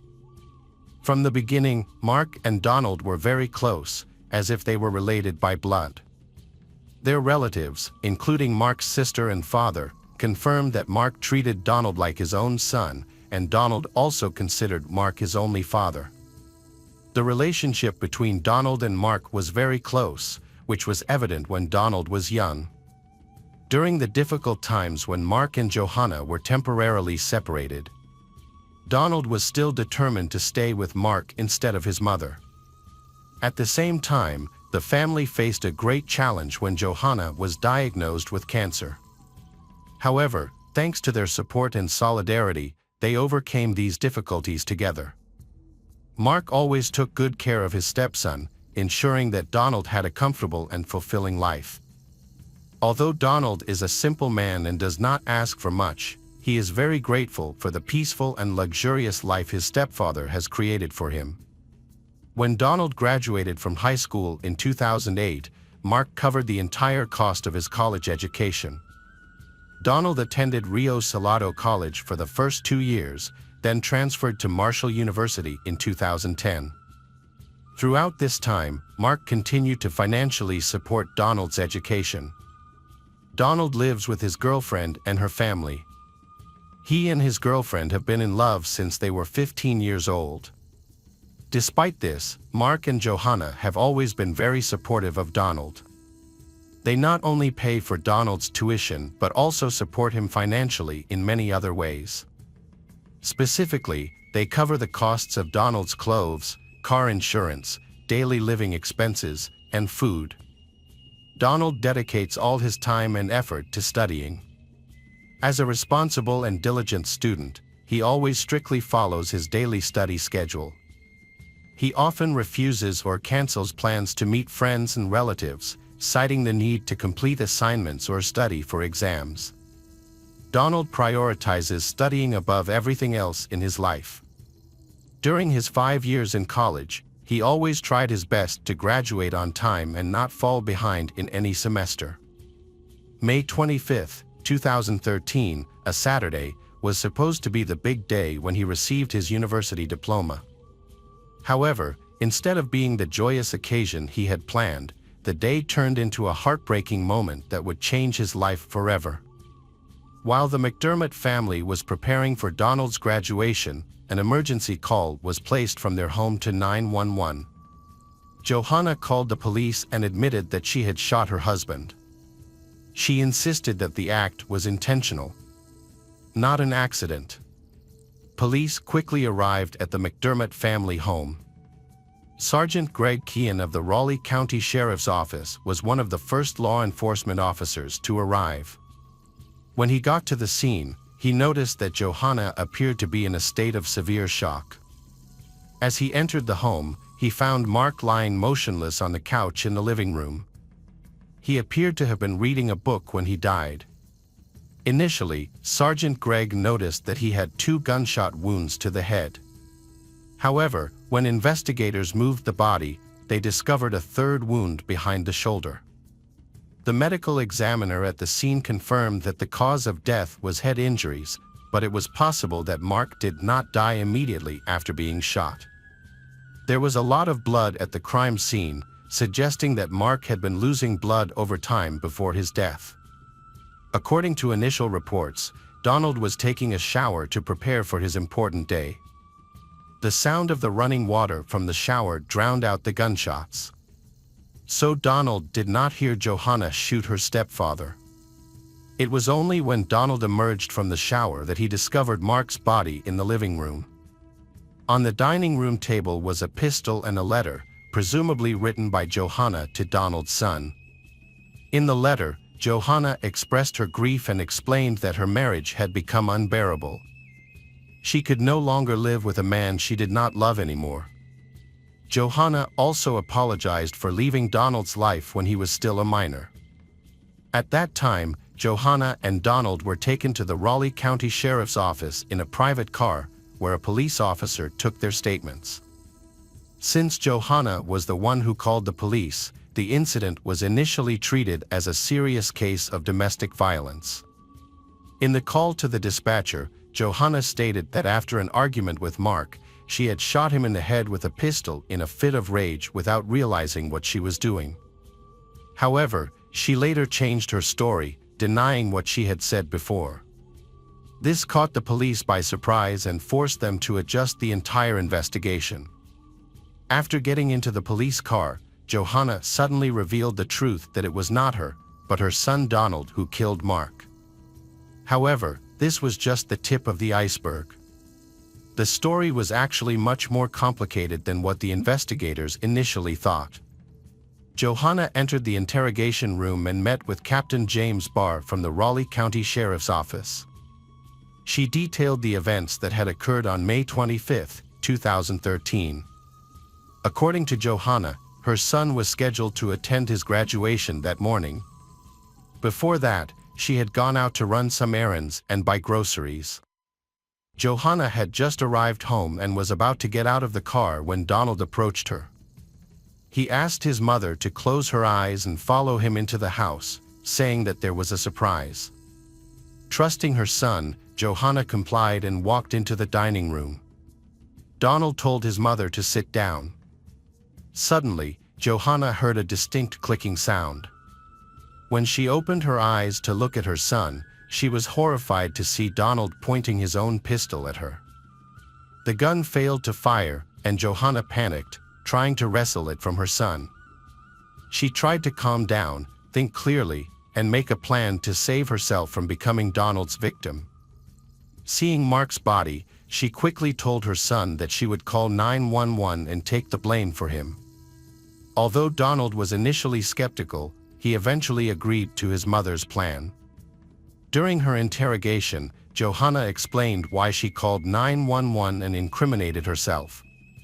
She did so to protect herself from Donald, even though she knew she would go to jail.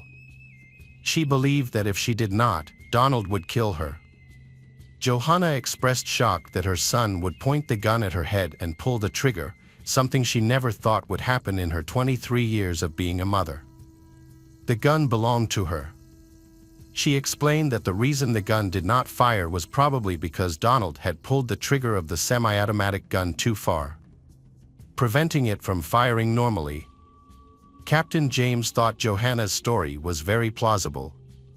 From the moment he met Donald, he felt something was wrong. He noticed that Donald, a 23-year-old young man, was too calm for this serious situation. His face always remained neutral, showing no emotion. Therefore, he decided to put him in a separate interrogation room, away from his mother. From the beginning of the interrogation, Donald denied any involvement in his stepfather's death. However, after being informed of Johanna's testimony, his denial quickly collapsed. James did not need to use any threats or pressure to force Donald to confess. Instead, he voluntarily recounted the whole incident, revealing every detail of the case. The story Donald told was almost unbelievable. This story begins after Donald completed his first year of college. It was clear that his academic performance was not good, and due to his low grades, he decided to drop out of school. Donald shared that at first, his courses were easy and he could get good grades just by showing up to class on time. As the semester progressed, he encountered more and more difficulties in his studies. He felt that he was not capable of continuing. Instead of admitting the truth, he decided to lie to Mark and Johanna. Not only were his close friends deceived, but his girlfriend and her family were also unaware of his true situation. According to Rachel Rush, Donald's girlfriend's sister, he created a false impression that he was studying. Donald maintained a student-like schedule, leaving and returning home at fixed times. He spent most of the day in his room and asked not to be disturbed, citing the need to focus on homework or studying for exams. To create a more convincing appearance, Donald even falsified his transcripts. This was a deliberate deception that lasted for 4.5 years. No one in Donald's life realized that he was lying to them. Donald's family trusted him completely during the time he pretended to be a student. Johanna and Mark had no idea that their son had abused the financial and emotional support they had given him all this time. Donald admitted that he had no intention of deceiving his family at first, but as time went on, it became more and more difficult to confess the truth. The main reason he could not tell the truth was because he was afraid that Mark and Johanna would stop paying for all his expenses. Although he appeared to not care much about material things like cars or expensive clothes, he did not want to give up his current lifestyle. He was well aware that he would lose a lot if his parents found out the truth. For a long time, Donald had been meticulously planning to escape all trouble. From the beginning, he had planned to kill his parents to avoid suspicion. Donald planned to leave a note similar to the one found on the dining table along with the pistol. He believed that when the police read the note, they would conclude that this was the crime of an unhappy woman who saw no other way but to kill herself. Donald told Captain James that on May 25th, he had secretly taken Johanna's pistol and kept it with him all day, pretending to be preparing for his graduation ceremony.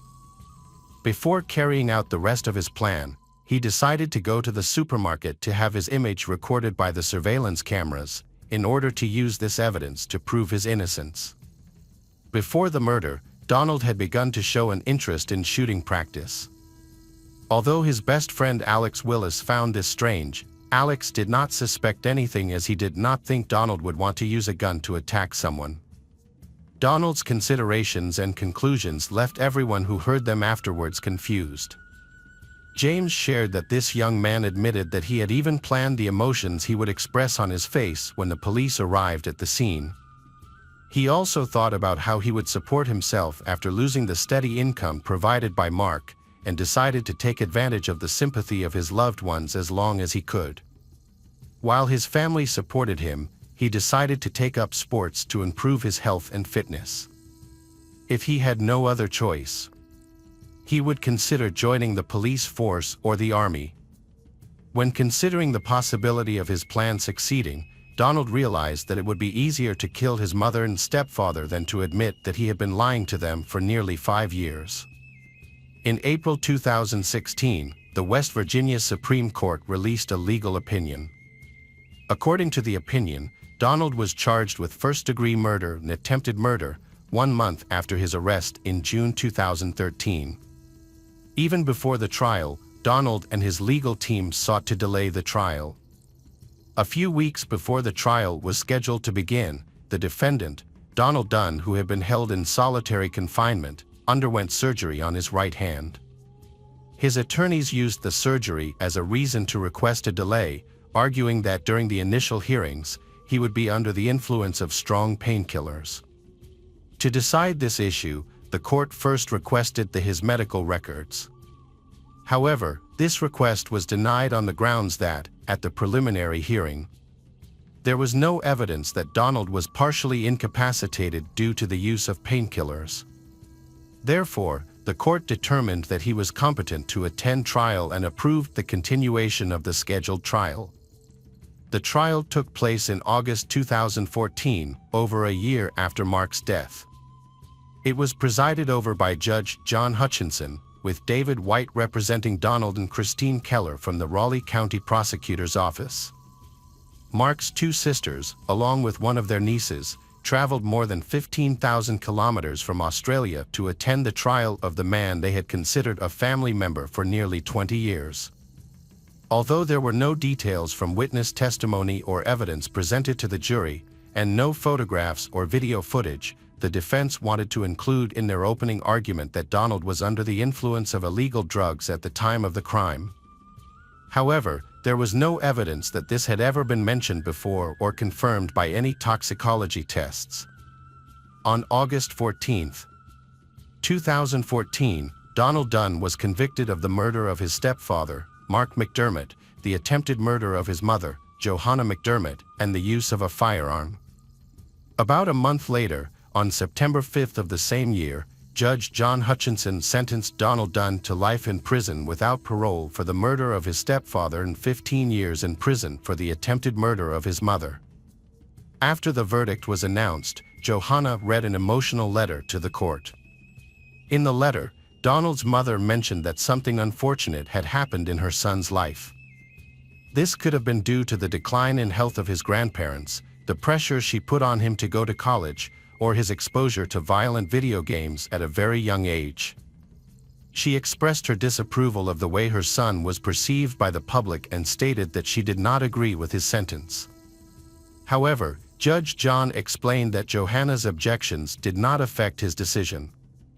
He felt that the sentence he imposed was the only way to restore justice in an unjust situation. He sympathized with the defendant's mother, who, despite the circumstances, wanted to protect her son from the consequences of his actions. After the verdict, Mark's sister and father still could not understand how Donald could take the life of a man who had raised him as his own son for 19 years. Hey detectives! Welcome back. We've got another mysterious case to explore. The case of Jessica Dishon. Jessica Dishon was born on May 2, 1982, in the small town of Shepherdsville, Kentucky, USA. It was a quiet place where many residents made their living from farming and were very close to one another. Jessica had two younger brothers, Christopher and Michael. From a young age, she helped her parents, Mike and Edna, take care of them while they were at work.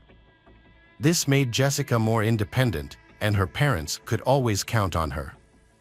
When she was 15, she started working part-time at a local restaurant, saving money to buy her first car.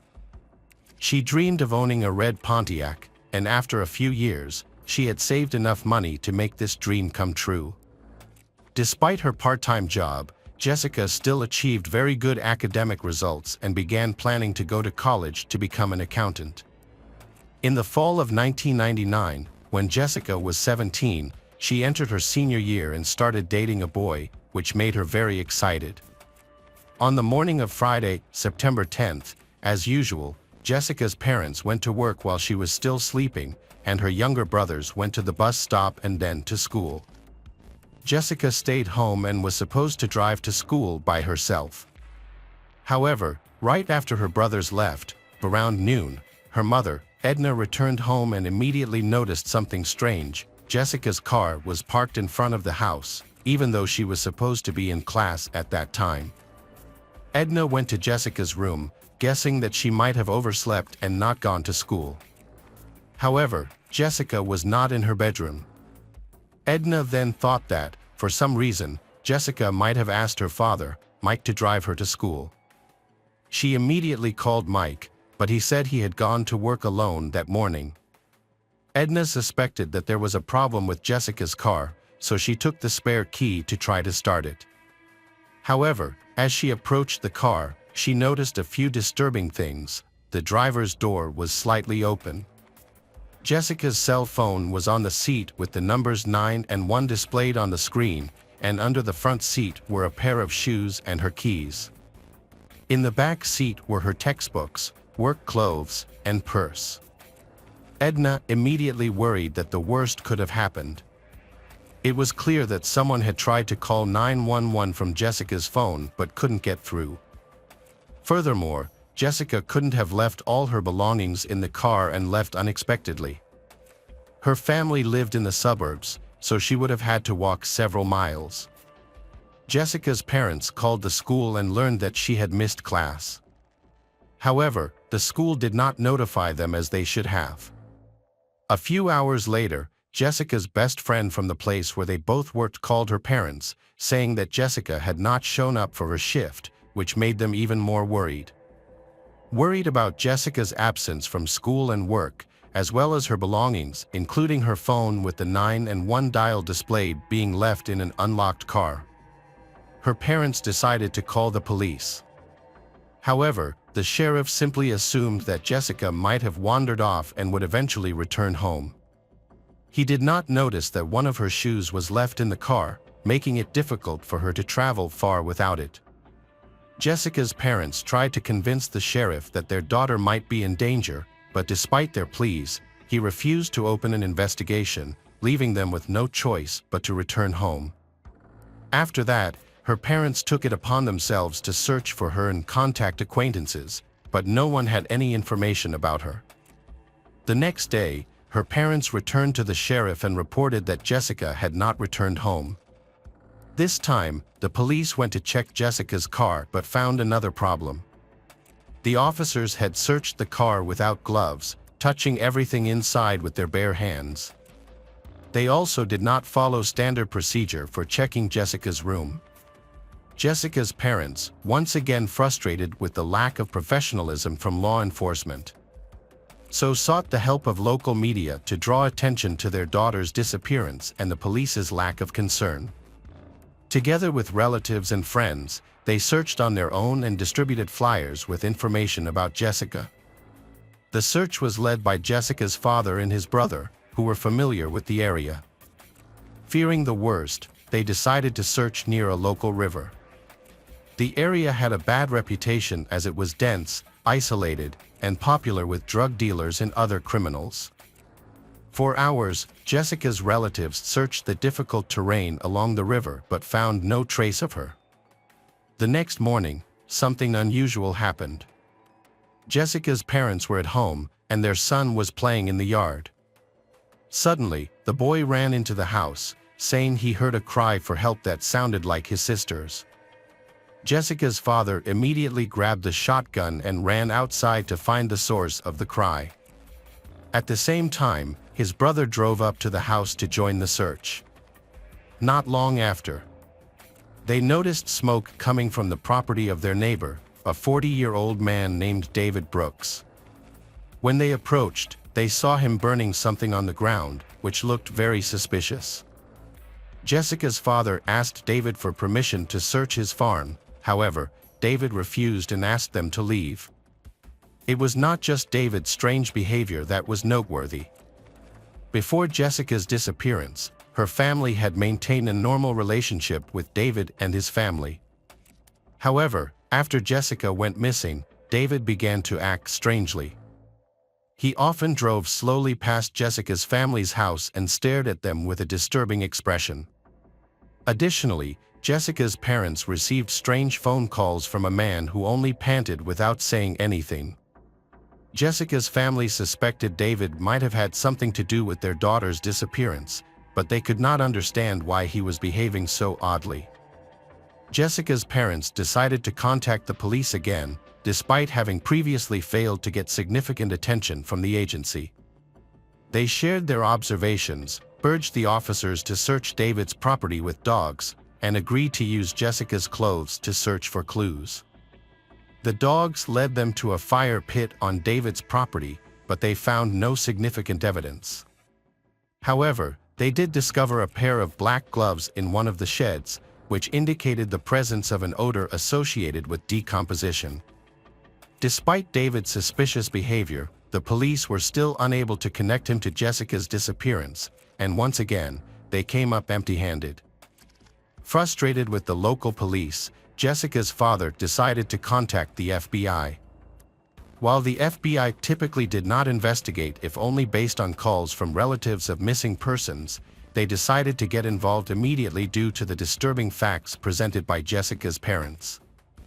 After a careful investigation, the FBI concluded that something truly terrible might have happened to Jessica. From this point on, a real investigation began, one that the local police had been reluctant to conduct. FBI agents collected fingerprints from Jessica's room and car, seized all potential evidence for analysis, and sent it to the lab. They also organized an extensive ground search using helicopters and gathered volunteers. Additionally, they thoroughly examined the bottom of the pond near Jessica's house, considering the possibility that her body might be there. FBI agents conducted a thorough search of David's farm and found a printed photo of Jessica. After this discovery, detectives were almost certain that David was involved in her disappearance. They also suspected his 35-year-old brother, Joseph, because he acted strangely while police were searching his property. Although investigators did not find enough evidence to arrest the brothers, they focused their efforts on thoroughly searching the area, as it was becoming increasingly likely that Jessica was no longer alive. On September 27, 17 days after Jessica went missing, police received a call from a woman driving along the road near where Jessica's father had been searching for her.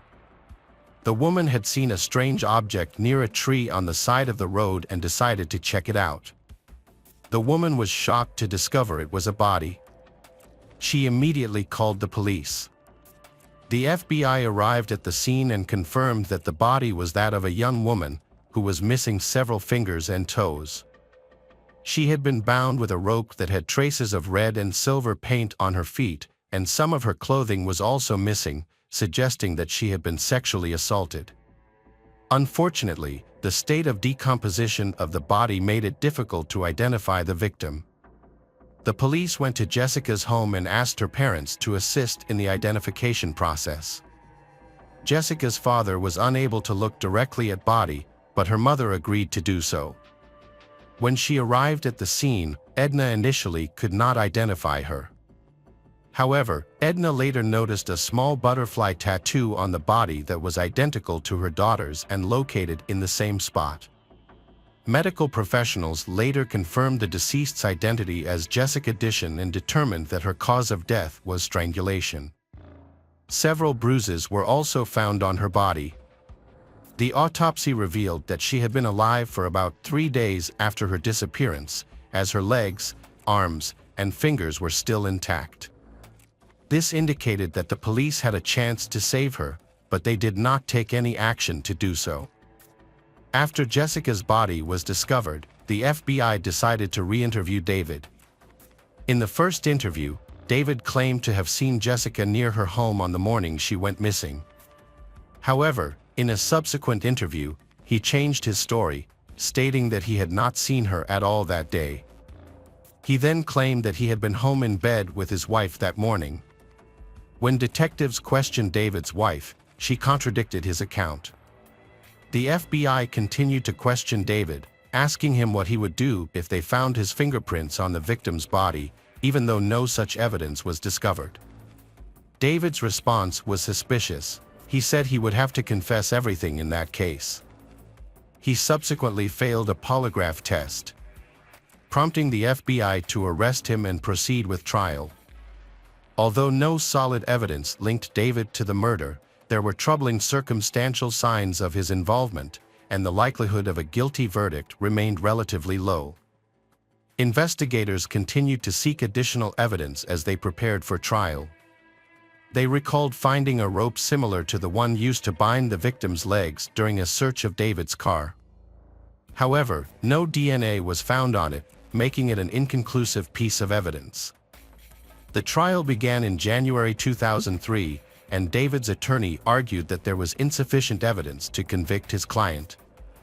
During the investigation, authorities discovered several missing body parts of the victim near the scene. They placed the parts in special containers and turned them over to local police, provide the requirement to keep them in a refrigerator. However, they left the containers at room temperature, which caused the parts to decompose quickly. Because the DNA and other evidence against David were not strong enough and the jury could not reach a unanimous decision, he was released. Under state law, he could only be charged again if new evidence was found. For Jessica's parents, this was a devastating blow. They were almost certain that David was the culprit behind their daughter's death. Furthermore, if the police had taken their job more seriously, their daughter might have been saved. Ultimately, they lost all hope for justice. In the years that followed, the case remained unsolved and gradually faded from memory. In 2012, a new detective, Lynn Hunt, joined the local police department. She was assigned to investigate cold cases, initially focusing on the murder of Jessica Dishon. When she reviewed the case files, she was shocked by the negligence of her predecessors. Most of the documents were filled with errors, lacked references to conversations with interested parties, and the evidence was not properly documented. The case had been handled so inefficiently that she had to start the investigation from scratch, although already 13 years after the murder. Lynn's first step was to contact Jessica's family.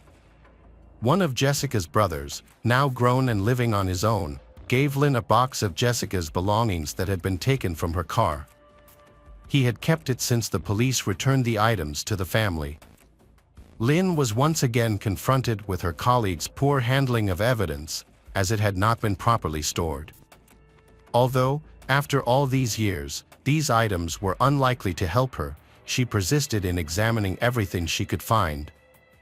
Through her research, she discovered information about David's medical examination results, which showed that his IQ was only 61, extremely low.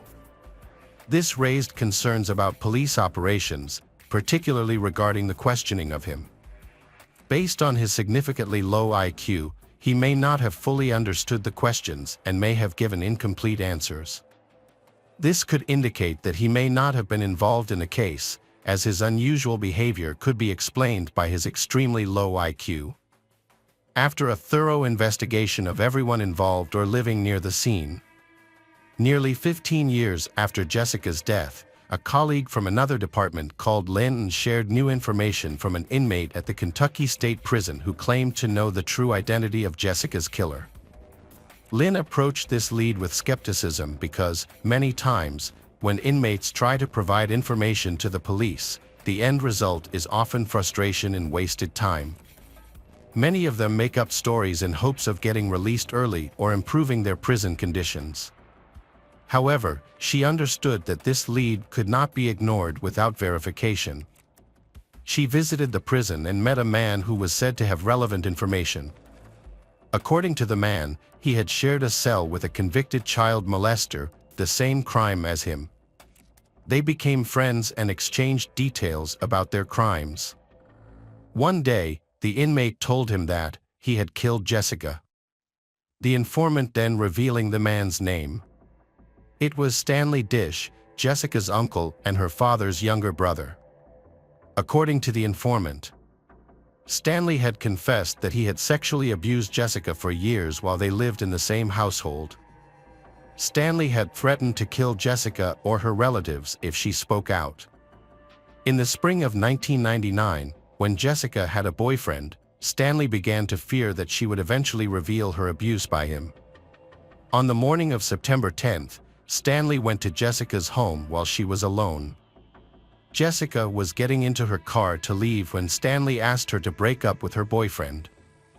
Jessica refused and threatened to report him if he did not leave her alone. When he refused, Stanley began to threaten Jessica. She tried to call 911, but Stanley grabbed her. Eventually, Jessica broke free and ran into the house. Stanley chased her down, beat her, then tied her up with bed sheets and took her to a nearby abandoned warehouse, where she was later found dead. Stanley held her captive for a long time, torturing and mentally abusing her before killing her. He then moved her body to a visible location near the road and buried it beneath the warehouse. He also claimed that after the murder, he had dismembered some of her body parts, hoping to deceive the police into thinking it was a drug deal gone wrong. Detective Lynn realized that information about the dismembered body parts had never been made public. Only Jessica's closest friends knew about it, so the informant could not have made this up. Finally, the man added that Stanley had buried Jessica's shoe under a broken tree near the shed. Lynn decided to verify all this information by searching for evidence. However, the local police station was short-staffed, so no one there could help her. She contacted Jessica's brother and a few other relatives, who agreed to join the search. She didn't tell them that Stanley might be the killer because she wanted to find some evidence to support these shocking accusations first. On the first day, they didn't find any clues in the heavy rain. They dug in areas that matched the description, but to no avail. The next day, Jessica's brother and Lynn returned to the scene. On the way, he showed her an abandoned shed on the side of the road. They went there and started digging inside, and almost immediately found a significant breakthrough. They discovered a buried bedsheet. Lynn collected this evidence and quickly went to Jessica's house. Over the years, Jessica's room had been kept exactly as it had been when her missing. Thanks to this, Lynn was able to confirm that the bedsheet found was part of Jessica's bedding, as it was not on the bed, and the other linens had the same pattern. Shortly after the evidence was discovered, Stanley was arrested and questioned. Although he appeared very nervous during the interrogation, he still refused to admit to the crime. He was eventually charged with murder, and the case went to trial. Jessica's father, Mike, could not believe that his own brother would commit such a cruel act against his daughter. He went through a period of complete denial but eventually accepted this unbearable truth. He recalled that in the early days of Jessica's disappearance, it was Stanley who suggested searching for the body near the riverbank. However, during the search, he suddenly felt nauseous and was taken home by his brother. It turned out that this incident occurred just a few hundred meters from the warehouse where Jessica lived, suggesting that Stanley had deliberately distracted them from searching for her while she was still alive. During the preparation for the trial, Detective Lynn carefully researched Stanley's past. She discovered that he had a previous conviction for assaulting another girl in the family. In addition, several other women reported that he had sexually abused them when they were children. He often took advantage of his relationship to stay at the victims' homes, then committed the crimes by threatening them not to speak out. The police concluded that he had committed these acts over a period of 3 decades. However, Detective Lynn found that securing a murder conviction would be difficult due to the lack of direct evidence such as fingerprints or DNA. She dug deeper into the case and stumbled upon an old box of files that had not been examined. When she looked through the contents, she was shocked again by the incompetence of those who had originally handled the case. The box contained a letter dated June 26, 2002, in which another informant had written to the police with the same story that Lynn had only heard 12 years later from a Kentucky inmate. In the summer of 2002, Stanley had been convicted of assaulting an underage relative. During that time, he had told a fellow inmate, who happened to be a police informant, about killing Jessica. The fellow inmate had written a letter to the department handling the case, revealing the gruesome details of what Stanley had done to his niece. The police simply ignored the letter and, perhaps believing that David had been involved all those years ago, did not consider other suspects. Lynn was frustrated by the lack of professionalism from her colleagues. Had they paid more attention to their work, the case might have been solved in 2002. For years, Jessica's family could only wait for the trial, hoping that Stanley would finally face the justice that had been delayed for his actions. The case began in 2015, and Stanley proclaimed his innocence. In court, Jessica's parents could barely look at the relative who had destroyed their lives. They were also furious that he would not admit to his actions to help them gain closure. The prosecution was concerned that the chances of securing a conviction for murder were slim, mainly due to the lack of substantial evidence. They were also worried about the charges of assault against the other girls in the family, as these witnesses would have to come to court and describe Stanley's behavior toward them in detail. To clarify, the prosecutor negotiated a plea deal with Stanley. Under the terms of the deal, the death penalty would be waived if Stanley pleaded guilty to the assault on his relative and to Jessica's murder. Stanley agreed to the deal, however. Part of the agreement stipulated that he did not have to reveal any further details about the crime. Jessica's parents were unhappy about this, as they wanted to know the whole truth. In the end, Stanley was sentenced to 20 years in prison, with the possibility of parole after 15 years.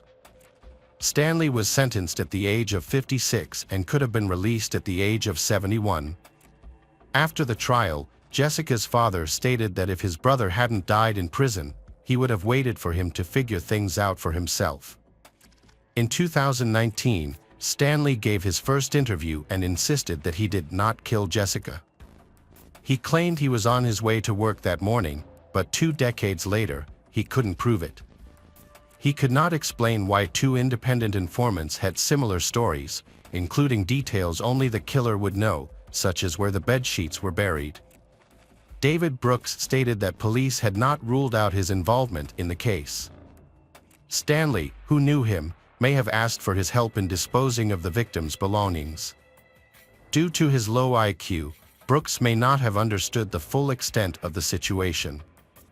It is possible that he burned Jessica's clothes in a fire, and that Stanley gave him gloves that had a scent detectable by dogs.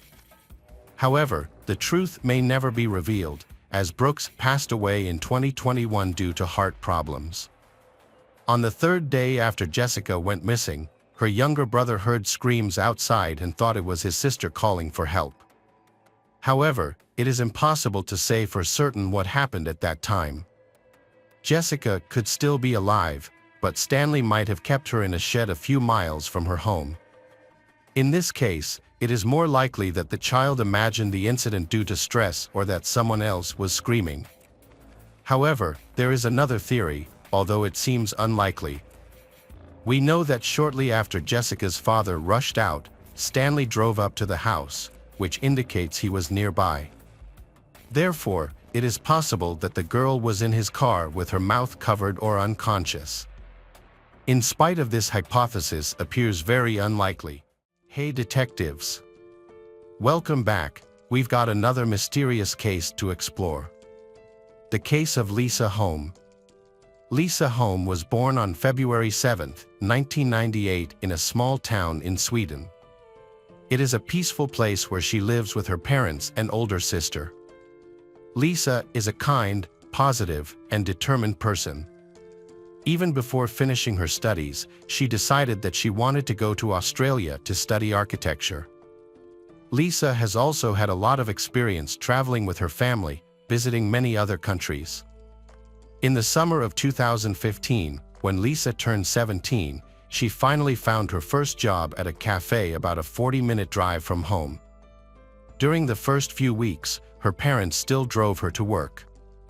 However, not long after, her father decided to buy her a scooter so that she could get around on her own. Lisa had this type of driver's license before she turned 18, which is the age required to apply for a car driver's license. She was very happy to receive this gift because it was an opportunity for her to go to work by herself without having to rely on others. However, in the first few weeks, her father still accompanied her by car because Lisa lacked experience driving on the road. She only worked on weekends, and her father accompanied her every morning and evening. This habit continued until June 7th, when he finally allowed her to drive herself to the cafe. Around lunchtime, her parents decided to visit her at work and have lunch together. That day, the cafe was quite crowded, so Lisa was very busy with work. She took a short break to have lunch with her parents, then they returned home. At 6:23 p.m., Lisa sent a text message to her father saying that she was coming home. Just 3 minutes later, her father received a call from Lisa, but no one answered. He heard some voices in the background and thought that Lisa had accidentally called his number while talking to her colleague. He also heard the sound of a car door closing. He called Lisa's name several times, but no one answered. Then, he ended the call and started waiting for her to come home. However, she did not appear. After an hour, Lisa's parents began to worry. They thought something might have happened to her on the way since she should have arrived by now. This was the first time she had ridden a scooter alone, and her father was very concerned about her safety. He tried calling her several times, but Lisa's phone was turned off. After waiting for a while, her father decided to set off, hoping to meet Lisa on the way because she could have taken the shortest route. Her father was afraid that Lisa might have had an accident, so he drove carefully, paying attention to the road but did not see his daughter. Finally, he went to the cafe but could not find Lisa. When he arrived at her workplace, he noticed that Lisa's scooter was parked in front of the building. At that moment, he panicked because he could not find his daughter despite having come all this way. When he saw her scooter, he immediately calmed down, thinking that maybe she was just late for work for some reason. However, there was no one in the cafe, and he noticed something else. Lisa's scooter key was still in the ignition, with a helmet dangling from the handle. These things made him believe that something was wrong with his daughter. She would never leave the key in the scooter while leaving it unattended in the parking lot. Meanwhile, Lisa's mother contacted the cafe owner, hoping to find clues about her daughter's whereabouts. However, the cafe owner claimed that he did not know where Lisa was. According to the cafe owner, Lisa had called the staff around 6 p.m. and they told her that they were closing the cafe. After the call from Lisa's mother, the cafe owner immediately got in his car and went to the cafe. On the way, the cafe owner also contacted 4 friends who lived nearby, asking them to help find Lisa. When the cafe owner arrived, they began searching both the cafe and the surrounding area. They hoped that Lisa might have decided to take the bus instead of the scooter. Lisa's mother and sister drove to the bus station in their town to check the schedule. Unfortunately, Lisa was not on the bus. Her family immediately contacted the police. It was dark. The police quickly expanded the search.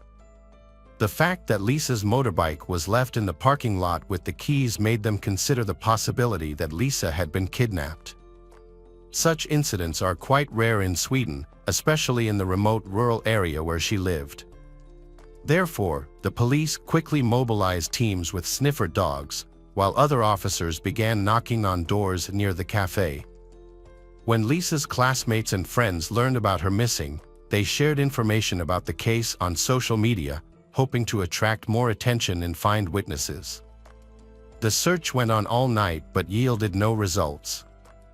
On Monday morning, the police department announced Lisa's missing to the public and asked anyone with information to come forward.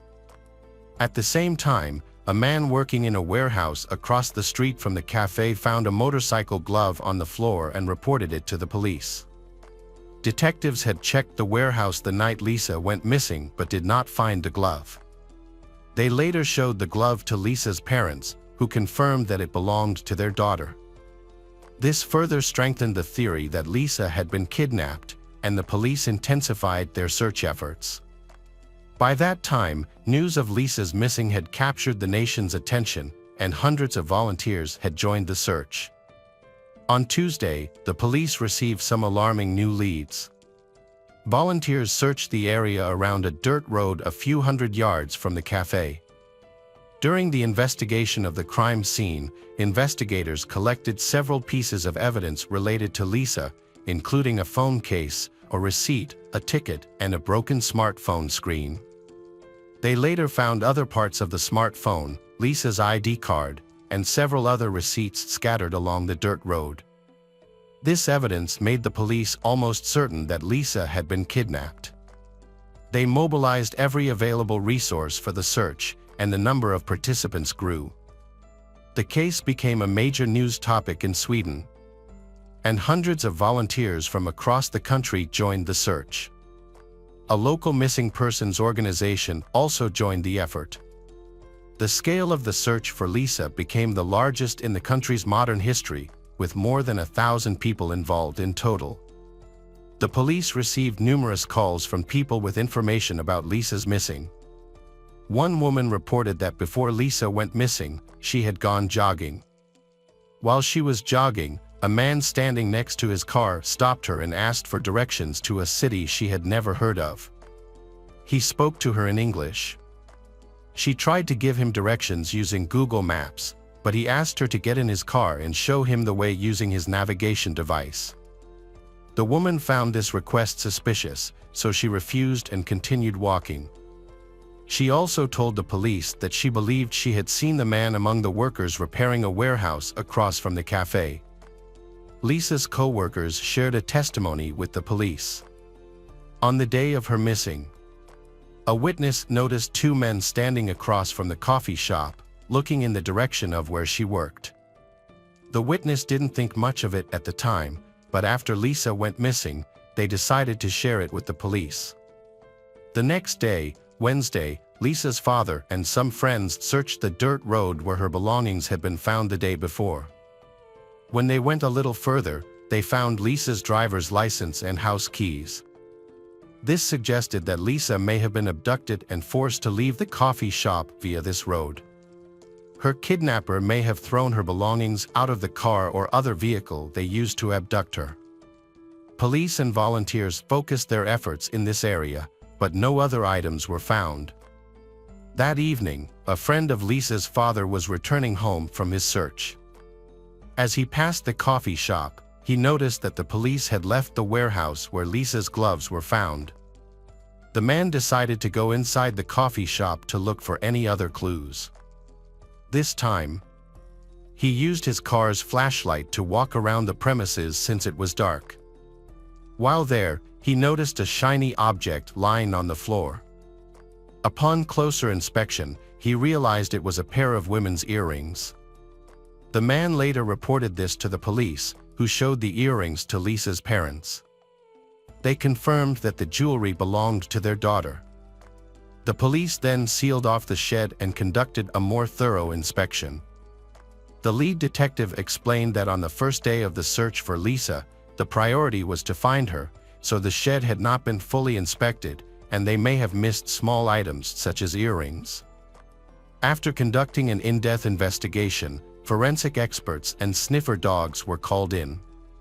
They discovered a remarkable piece of evidence hidden behind a wall, which was traces of human feces. Although it seemed unrelated to the case, forensic experts developed an hypothesis regarding it. When criminals commit serious and horrifying crimes, their bodies secrete a large amount of adrenaline, which can lead them to be unable to control their urge to urinate. This often happens to murderers, who frequently urinate before or during the crime. Based on the discovery of Lisa's gloves and earrings in the warehouse area, the police hypothesized that if she had been kidnapped, the perpetrator might have dragged her into this building.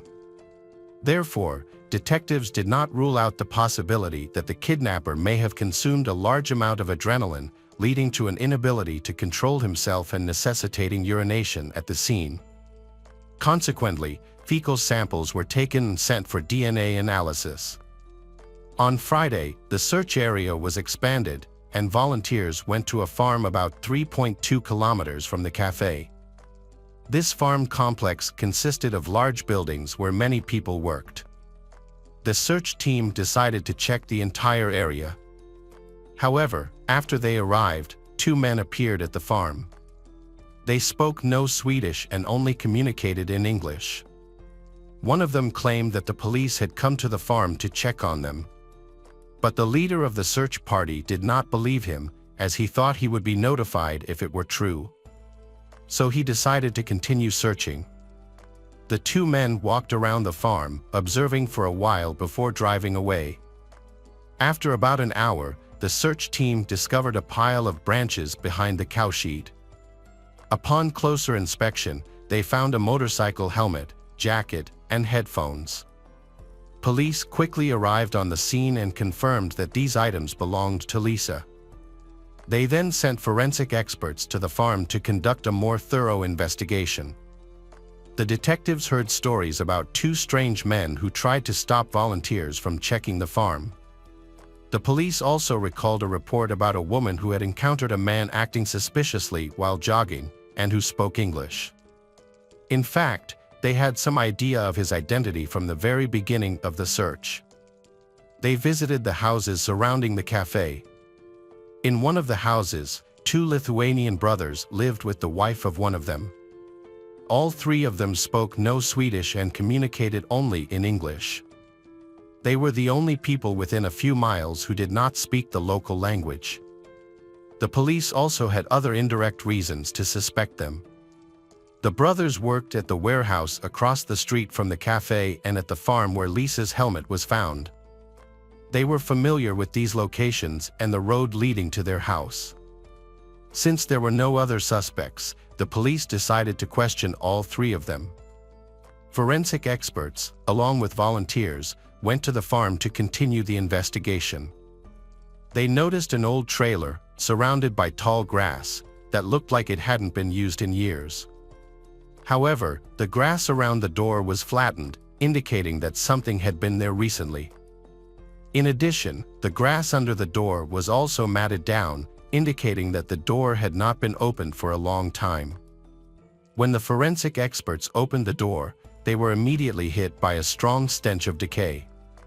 Inside the trailer were several wardrobes, most of which had previously been used as changing rooms for workers.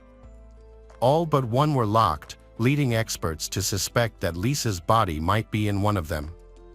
They began opening each one and eventually discovered Lisa's body in an open cupboard, hidden behind a pile of old clothes and rags. Despite the small size of the cupboard, the perpetrator had managed to squeeze the victim inside. Lisa had been tied up with a rope around her neck and duct tape wrapped around her head. Her pants had been pulled down, and her shirt had been pulled up. Medical experts determined that Lisa had died from strangulation, but no signs of sexual assault were found. All of her clothes were turned over to the lab for testing. As news of the discovery of her body spread rapidly across the country, headlines in Sweden focused on Lisa's abduction. When her body was found and the public learned of her brutal murder, the incident shocked the entire nation. since such crimes are extremely rare in Sweden. Everyone was taken aback that someone could commit such a brutal act. On the same day her body was discovered, something unusual and quite strange happened. A YouTube user came across a video posted 13 days before the murder, titled 13, which had a countdown timer. The most disturbing detail was that the name of the channel that posted the video was Lisa. News of this video quickly spread across the media, leaving many people stunned by the coincidence. Some began to speculate that someone had predicted the murder, but the truth was much simpler. Someone had likely changed the channel name and video title after discovering Lisa's body. This could have been to suggest another conspiracy theory or just a cruel joke. The police are trying their best to quickly find the culprit in this murder. When Lisa's body was discovered, investigators brought in the owners of the farm, Nerijus Belavicius, his brother and his brother's wife for questioning. However, all of them denied any involvement in the case. They claimed that at the time of the kidnapping, they were at home together to provide each other with an alibi. According to their story, Nerijus was sleeping in his room while his wife was preparing dinner and Nerijus' brother was on the computer. Around 8 p.m., Nerijus woke up and went to the gas station to buy pizza and cigarettes. The police had some doubts about the testimony of them, as they might have been protecting each other. Although the police collected their DNA samples, investigators still did not find direct evidence linking them to the murder case. Forensic experts worked diligently at relevant locations, such as the barn and the farm, using all available resources and manpower, and their efforts finally paid off. In the barn area, there was a small room resembling an office, with a large window overlooking the cafe. When examining this room, experts discovered 15 different male semen stains on the wall and floor near the window. This suggested that someone had stood there. Observing the cafe staff, including Lisa, the collected semen samples were promptly sent to the laboratory, where experts extracted DNA profiles from these samples. The results of the DNA analysis showed that all 15 semen traces matched the DNA of Nerijus. Additionally, fecal samples found in the barn also matched his DNA. In the adjacent room, which had previously been used to store cow's milk, forensic experts found a pipe about 2 feet above the floor, covered in a thick layer of dust except for a small strip. The size of the strip matched the rope used to strangle Lisa. Blood was found on the pipe, and DNA analysis confirmed that the blood belonged to Nerijus. On the floor near the pipe, they also found a piece of rope that matched the one on the pipe. Experts conducted tests and identified 2 DNA samples, Lisa's and Nerijus's. This was an important step in the police investigation. They had connected the suspect to the rope used to kill the victim. Additionally, a strand of Lisa's hair was found in the room. Another crucial piece of evidence was Nerijus's DNA found on her jacket. Based on this evidence, the police believed that Lisa had been murdered there. Police pieced together a similar sequence of events. Nerijus had been observing the cafe for some time, and when Lisa was alone in the parking lot, he approached her. Based on the jogger's account, he may have pretended to ask Lisa for directions to a certain city or used some other tactic to trick her. Nerijus may have then lured Lisa into his car to enter a route into the GPS system. Since Lisa was a kind person who always tried to help others, she may have agreed. Once she was in the car, the perpetrator covered her mouth and drove to a secluded place. At the scene, the perpetrator tied a rope around the victim's neck and hung her from a pipe. According to doctors, this action may have excited the perpetrator so much that he experienced an adrenaline rush, causing him to defecate on the spot. After the victim died, he placed Lisa's body in his car and drove to the farm, throwing her belongings out the window on the way. He hid the victim's body in the trailer's storage locker and covered it with old clothes. The entire process took less than an hour. Despite the overwhelming evidence, he maintained his innocence. His wife and brother were not involved and were released. They quickly left Sweden and returned to Lithuania. Preparations for the trial were intense. Neregius claimed that he had worked in that warehouse for a long time, so his DNA could have been present due to his work. Additionally, he had alibis from his wife and brother, although there were doubts about the reliability of both sources in court. This could work in his favor, although many uncertainties remained. However, the presence of Neregius's DNA on the victim's clothes could only be explained by his direct contact with her on the day of the murder. Furthermore, the police also found a witness who saw Neregius's car near the cafe just before and after Lisa's abduction. According to the witness, the car had traveled several times on the road between the cafe and the farm at a time when Neregius was believed to be asleep at home, according to his brother and his wife. After months of investigation, experts used the most advanced equipment to examine all the collected evidence. They found traces of Neregius's DNA on most of Lisa's clothing, including inside her underwear. With public interest piqued, the investigators continued to search for more clues that could influence the proceedings and strengthen Neregius's connection to the case. They traveled to Lithuania to speak with his wife and his brother again. The woman maintained that he had not left the house between 6 p.m. and 8 p.m., but when his brother was questioned, the detectives quickly obtained the information they wanted. After presenting the man with all the evidence against his brother and the details of what he had done to the 17-year-old girl, the man decided to cooperate with the police. He claimed that Neregius was not home that night, returning only around 7:30 p.m. He looked dirty and immediately washed all his clothes. As the police began questioning all the residents and visiting their homes, Neregius whispered to his brother to tell the police that he had been home during that time.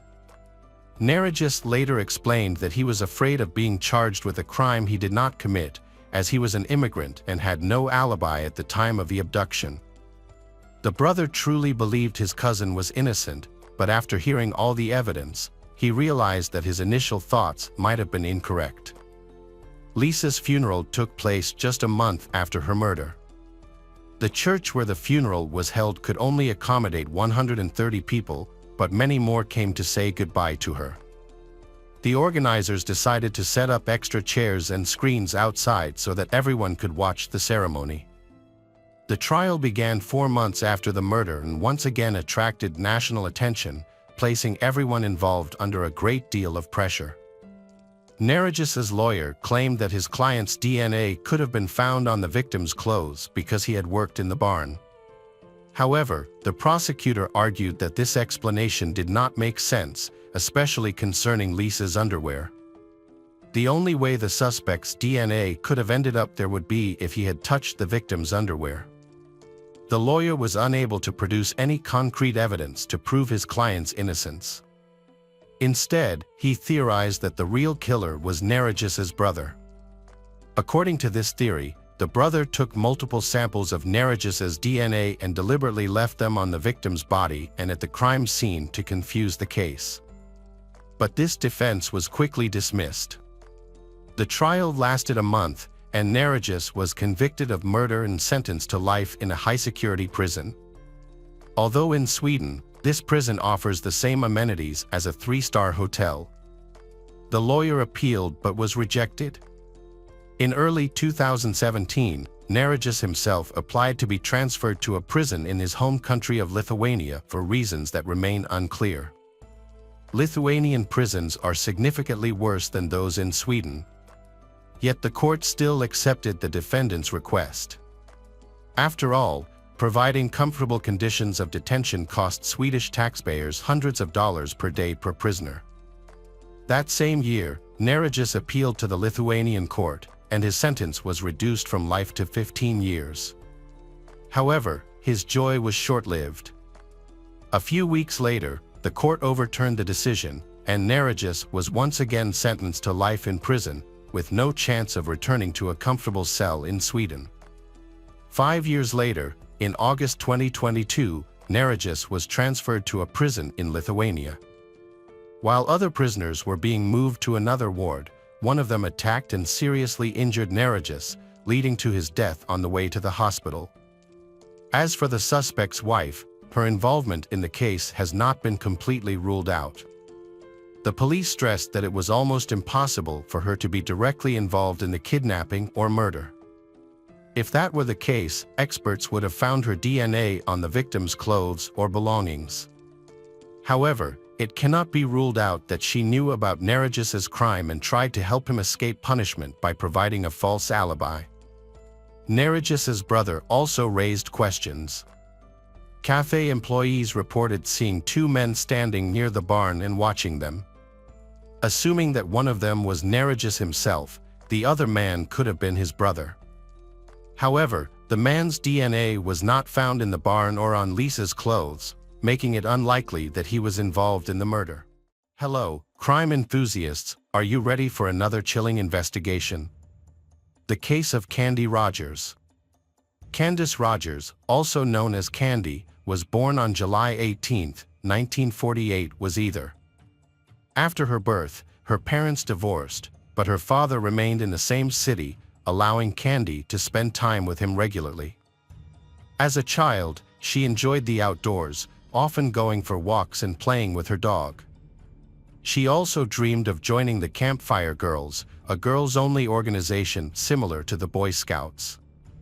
In 1959, Candy joined the Campfire Girls at the age of 9. One of the organization's activities was selling mints door-to-door. On Friday, March 6th, she planned to sell mints after school. After returning home, having dinner, and playing with her dog. Then she took about 8 boxes of mints and headed out. Candy had planned to walk around her neighborhood and sell sweets to the people living nearby. To ensure that the other girls selling sweets in the area didn't overlap, each girl was assigned specific streets to visit. However, when Candy failed to return home by her expected time of 6 p.m., her mom started to worry. Candy's mom and grandfather set out to search for her, but they couldn't find her anywhere in the neighborhood. As darkness fell, the search party grew, with family, friends and neighbors joining in to help. Despite their combined efforts, they were unable to find any sign of Candy. Convinced that something was wrong, Candy's mom decided to call the police. As the police joined the search, they began by questioning the neighbors. Their investigation revealed that she had only made one sale, suggesting that something may have happened to her soon after she left home. A witness reported seeing Candy on a nearby street around 6:30 p.m., which seemed unusual since her mother was already searching for her by then. Candy's grandfather reported some unusual incidents after going to search for his granddaughter. On the same street where a witness last saw Candy, he nearly got hit by a speeding green 1956 Ford. Although the police distributed the car's description, they were unable to locate it due to the lack of a license plate number. Later, at around 9 p.m., several mint boxes belonging to Candy were found along the road near a bridge, increasing the concern for her safety. The police intensified their search in this area, combing the riverbanks and a nearby wooded zone throughout the night. Unfortunately, Candy was not found. As news of Candy's disappearance spread, local newspapers covered the story, and it eventually gained statewide media attention. In 1959, child disappearances near their homes were extremely rare, making Candy's case even more disturbing. The residents of her town had not experienced a similar incident in many years, leaving them deeply shaken and concerned. The next morning, police increased their search by deploying more personnel and resources, including mounted police, off-road vehicles, and military members. A large number of volunteers from the city and surrounding areas joined the search, swelling the total number of search to over 1,000 people. This made it one of the largest searches in the country's history at the time. The search area was expanded to 11 miles around Candy's home, but despite this, no signs of her were found. Tragically, on the same day, a search helicopter clipped power lines and crashed, claiming the lives of 3 of its 5 crew members. Undeterred, the search efforts continued for many days, but yielded no results. Police officers worked tirelessly in multiple day and night to try and locate Candy. Investigators also followed up on approximately 750 tips received in the early days of the search, but unfortunately, every lead ended in a dead end. 15 days after Candy went missing, 2 military personnel on a hunting trip in the woods west of Spokane stumbled upon children's shoes on the ground.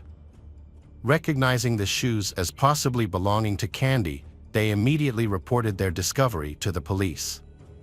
The shoes were confirmed by Candy's grandfather. He said they were indeed hers. After discovering this clue, police conducted a search of the woods and they quickly found Candy's body, partially hidden in the underbrush and covered with pine branches. A medical examination revealed that the cause of death was strangulation, using a torn piece of fabric from Candy's own skirt. Injuries on Candy's hands and feet suggested that she had been tied up, although no ropes were found near. The police investigation showed that Candy had been sexually abused.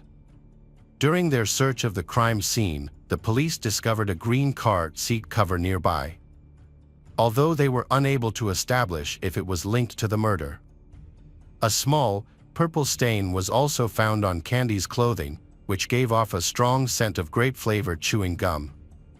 Despite all efforts, the police still could not find relevance between this stain and the case. With limited clues, police searched for any clues that might help them find the killer. They thoroughly investigated numerous tips and looked into the potential involvement of hundreds of people. This group included neighbors, people of interest, and previously convicted individuals.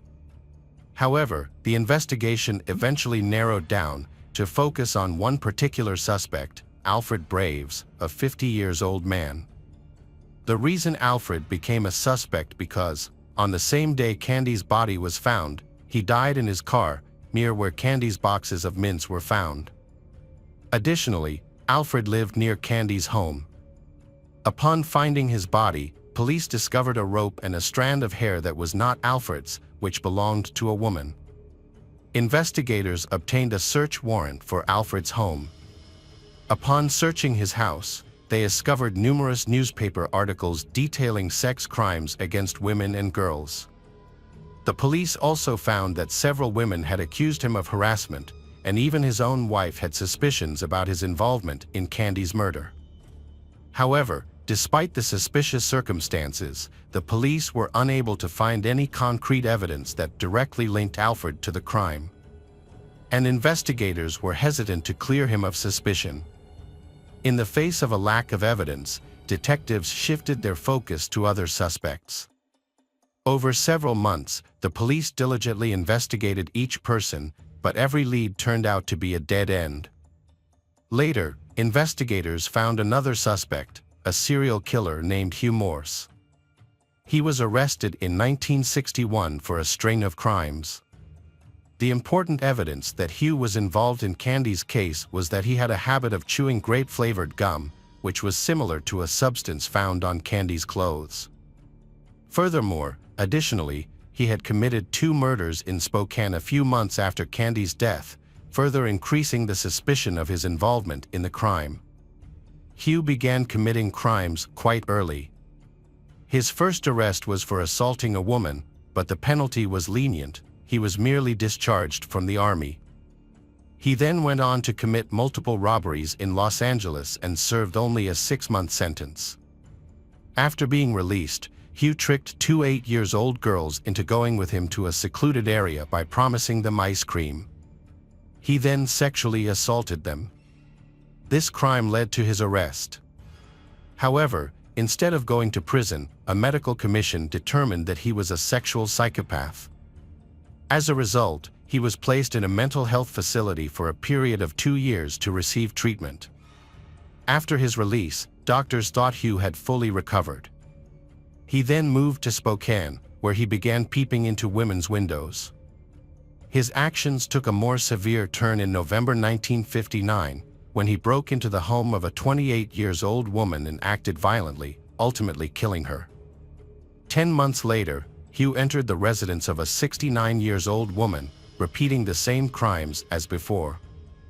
A month after that, he assaulted another woman, stabbing her multiple times.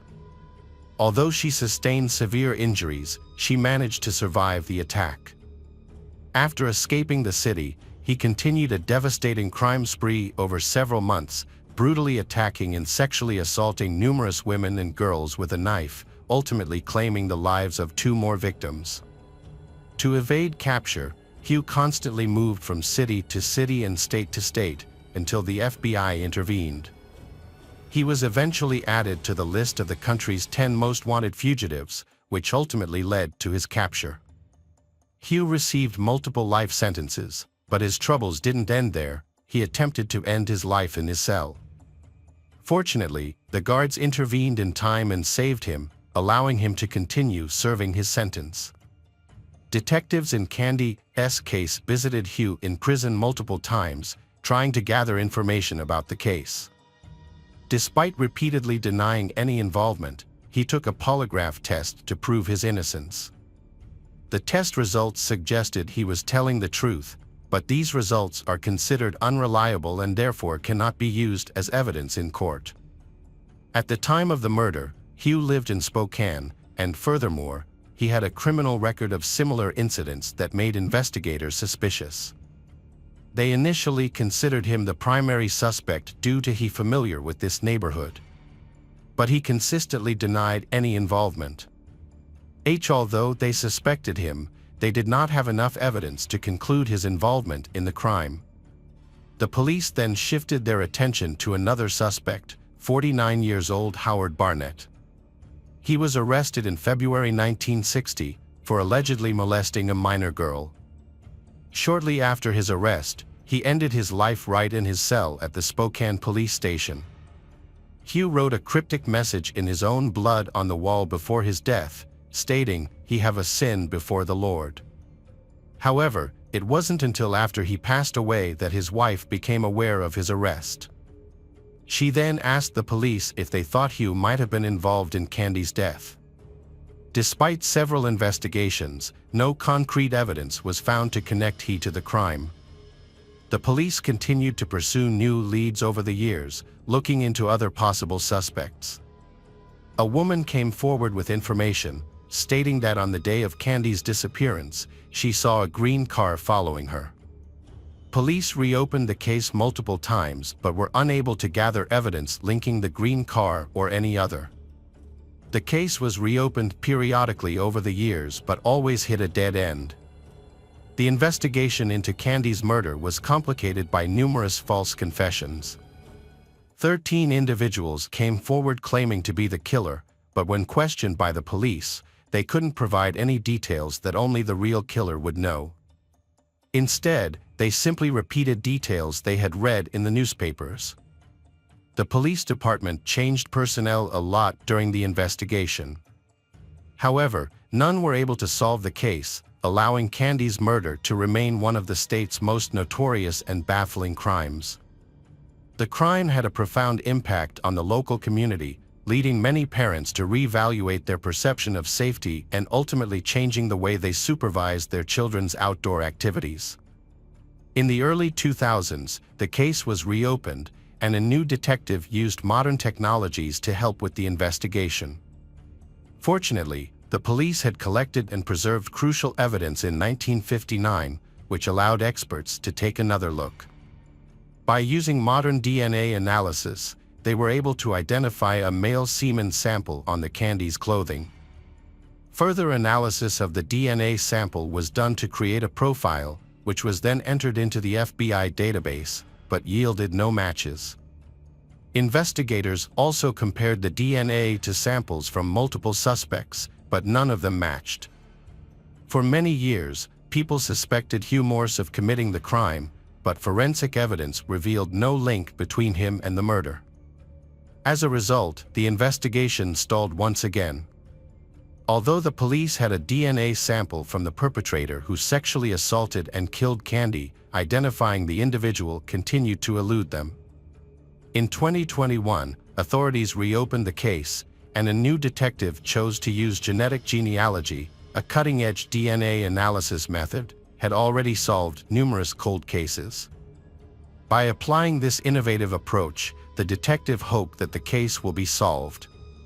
The detective reached out to several labs that specialized in the analysis he needed, but they all shared the same frustrating news. They concluded the sample had deteriorated too much, making it impossible to extract the necessary information. Undeterred, the detective contacted one final lab, and it has provided new clues that are helpful to the investigation. Armed with state-of-the-art tools, the experts were able to analyze the sample successfully and generate a DNA profile of the perpetrator. This profile was then uploaded to genealogical databases, allowing investigators to begin searching for the DNA owner's relatives. After carefully examining thousands of individuals, then they narrowed down their focus to one specific family. Upon investigating this family, the investigators discovered that the DNA sample likely came from one of 3 brothers, but all 3 brothers had passed away. However, one of the brothers had a living daughter. The police reached out to her about the possibility that her father might have been involved in the murder. Despite her initial shock, she agreed to cooperate with the investigation. The woman provided a DNA sample, which was compared to the semen found on Candy's clothing. The results confirmed that she was closely related to culprit, who left the DNA evidence on Candy's clothing. Based on this new information, the police obtained a court order to exhume the woman's father's grave. DNA experts extracted a DNA profile from his remains and compared it to the semen found on Candy's clothing. After a 62-year wait, the results revealed a definitive match between the DNA from the woman's father and the semen found on Candy's clothing. This confirmed that the perpetrator was a man named John Ryhoff. John Ryhoff was not initially identified as a suspect following Candy's murder. However, detectives later investigated his biography and found links to other crimes. At the time of the murder, John was 20 years old and lived within a mile of Candy's house. He was also stationed at an army base near where her body was discovered. 2 years after the murder, John committed another crime when he attacked a woman, binding and sexually assaulting her, then attempting to kill her. The woman managed to survive the attack. As a result of the assault, John was arrested and sentenced to 6 months in prison. He also received a dishonorable discharge from the army. Upon his release from prison, John started a family and has 4 children, 2 sons and 2 daughters. He kept a low profile and appeared to be living an ordinary life, working multiple jobs. One of these jobs was at a food packaging plant, where he suffered a severe chemical burn to his face and leaving a scar. John finally ended his life in June 1970, at the age of 31, leaving no note or explanation. The authorities determined that the victim, Candy, may have known her killer, John. Candy's friend, who was 10 years old at the time of the murder, was revealed to be the killer's sister. Years later, she recalled how she cried in her brother's, John's arms after learning about Candy's death. Unaware that he was the person responsible. Sadly, Candy's parents did not live to see their daughter's case solved. Candy's mother passed away in 2006, and her father died life in 1963, for years after Candy's murder, likely due to his inability to cope with his loss. After 62 years, the case was finally solved, marking one of the longest investigations in history. The investigation involved multiple detectives from different generations. At the press conference announcing the killer's identity, only one officer who worked on the case in 1959 was present. He expressed gratitude for having lived long enough to see the case resolved and to finally know the truth. The daughter of the killer, John Ryhoff, initially struggled to accept that her father committed such a heinous crime. However, she eventually came to terms with the fact, describing her father as a monster who took an innocent girl's life. She has expressed regret that her father was not held accountable for his actions during his lifetime. Hello friends, welcome to our channel. Today we're going to take a look at another horrible case with you. The case of Lisa Valdez. Lisa Valdez was born on September 6, 1961, in San Francisco, California. She has an older brother, and a loving mother. Although her father was absent from their lives, but Lisa and her mother shared an exceptionally close bond, rarely arguing. Those who knew them admired the harmony in their relationship. During her teenage years, Lisa developed a passion for dancing. She also became interested in IT, which was a relatively new field at the time. Notably, she was an early user of email, using it before many of her friends knew of its existence. This interest significantly influenced her future career path. Following college, Lisa got a job as a software analyst in San Francisco. Her mother later used her savings to purchase a small studio apartment for Lisa in a prestigious neighborhood, which offered a stunning city view. Living alone, Lisa advanced in her career, prioritized family time, and continued dancing, attending weekly practice sessions with her best friend. On May 16, 1998, Lisa, who was 36 at the time, hosted an evening gathering with her mother and some family friends. After the guests departed, her mother helped with the dishes and then headed home. Before leaving, Lisa promised to call her mother the next day, but the call never came. Initially, Lisa's mother thought she was simply busy, especially since she had dance practice scheduled for that day. However, as the day progressed without any communication from Lisa, her mother began to worry. The following day, Lisa's mother tried calling her, but there was no answer. She continued attempting to reach Lisa, but her calls went unanswered. On Monday, the fourth day since they last spoke, Lisa's colleagues contacted her mother to express their concern that Lisa had not shown up for work and was not responding to their calls. This was highly unusual, as Lisa was known for her reliability and always notified her workplace if she needed to take a day off. Lisa's mother grew increasingly concerned, so she decided to visit apartment complex to check on her. When she arrived, she witnessed a disturbing scene. The building was surrounded by police tape and there were a lot of police officers. She asked the police what was going on, and they told her that earlier that day, some residents had reported a strange smell coming from one of the apartments. The building manager checked and found an unlocked door, then went inside and found a body on the floor, and they to call the police. The police then were promptly called to the scene. Police officers quickly identified the victim as Lisa. Her body showed clear signs of trauma and decomposition, indicating she had been murdered several days prior. The presence of blood stains on the floor and bed, along with her partially undressed state and underwear found next to her body, suggested she had been being attacked and sexually abused. The room was in disarray, but further investigation revealed that this was typical of Lisa's living habits. The TV was on, and the air conditioner was set to 78 degrees. No signs of robbery were present, with valuables and jewelry left untouched. However, Lisa's keys and a gym bag were missing. A peculiar detail was the removal of some of Lisa's hair by the attacker, hinting at strong personal motives. The numerous injuries on her body further supported this theory.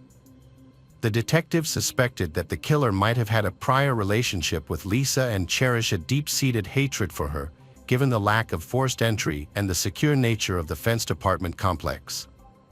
Additionally, the apartment complex was secured with a fence, and access required either a key or to be let in by a resident.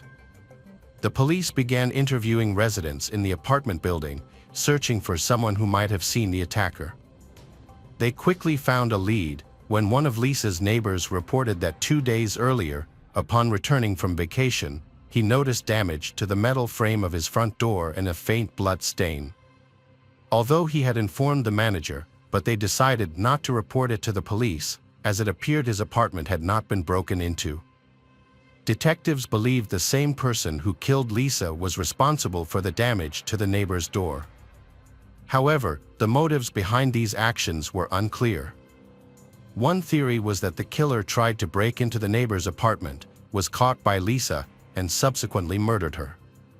Another theory suggested the attempted break-in might have occurred after Lisa's murder, which seemed unusual. Detectives speak with the housekeeper who cleaned Lisa's apartment weekly.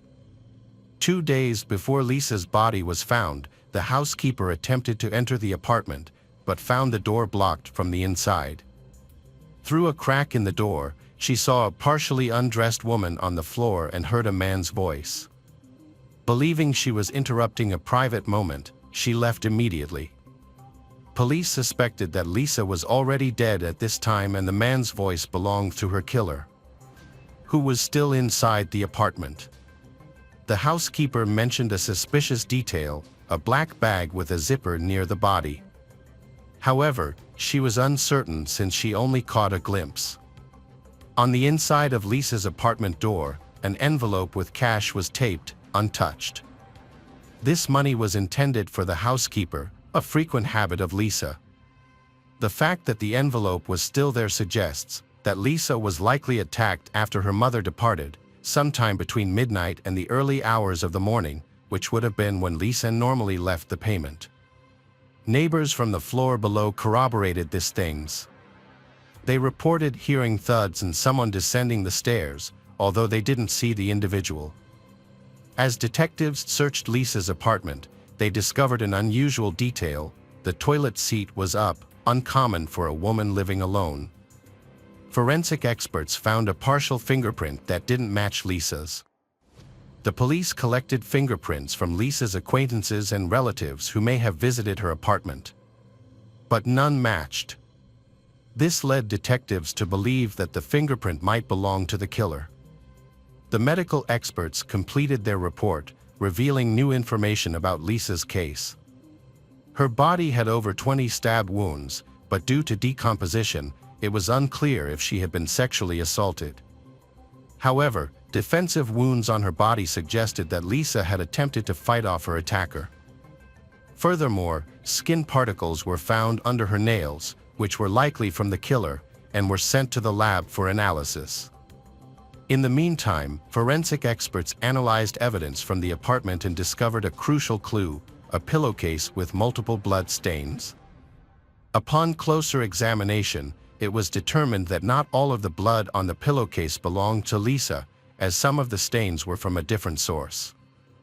As a result, the pillowcase was sent to the lab for further testing. Investigators suggested that the killer may have unintentionally hurt himself while stabbing Lisa, which can happen when using a knife.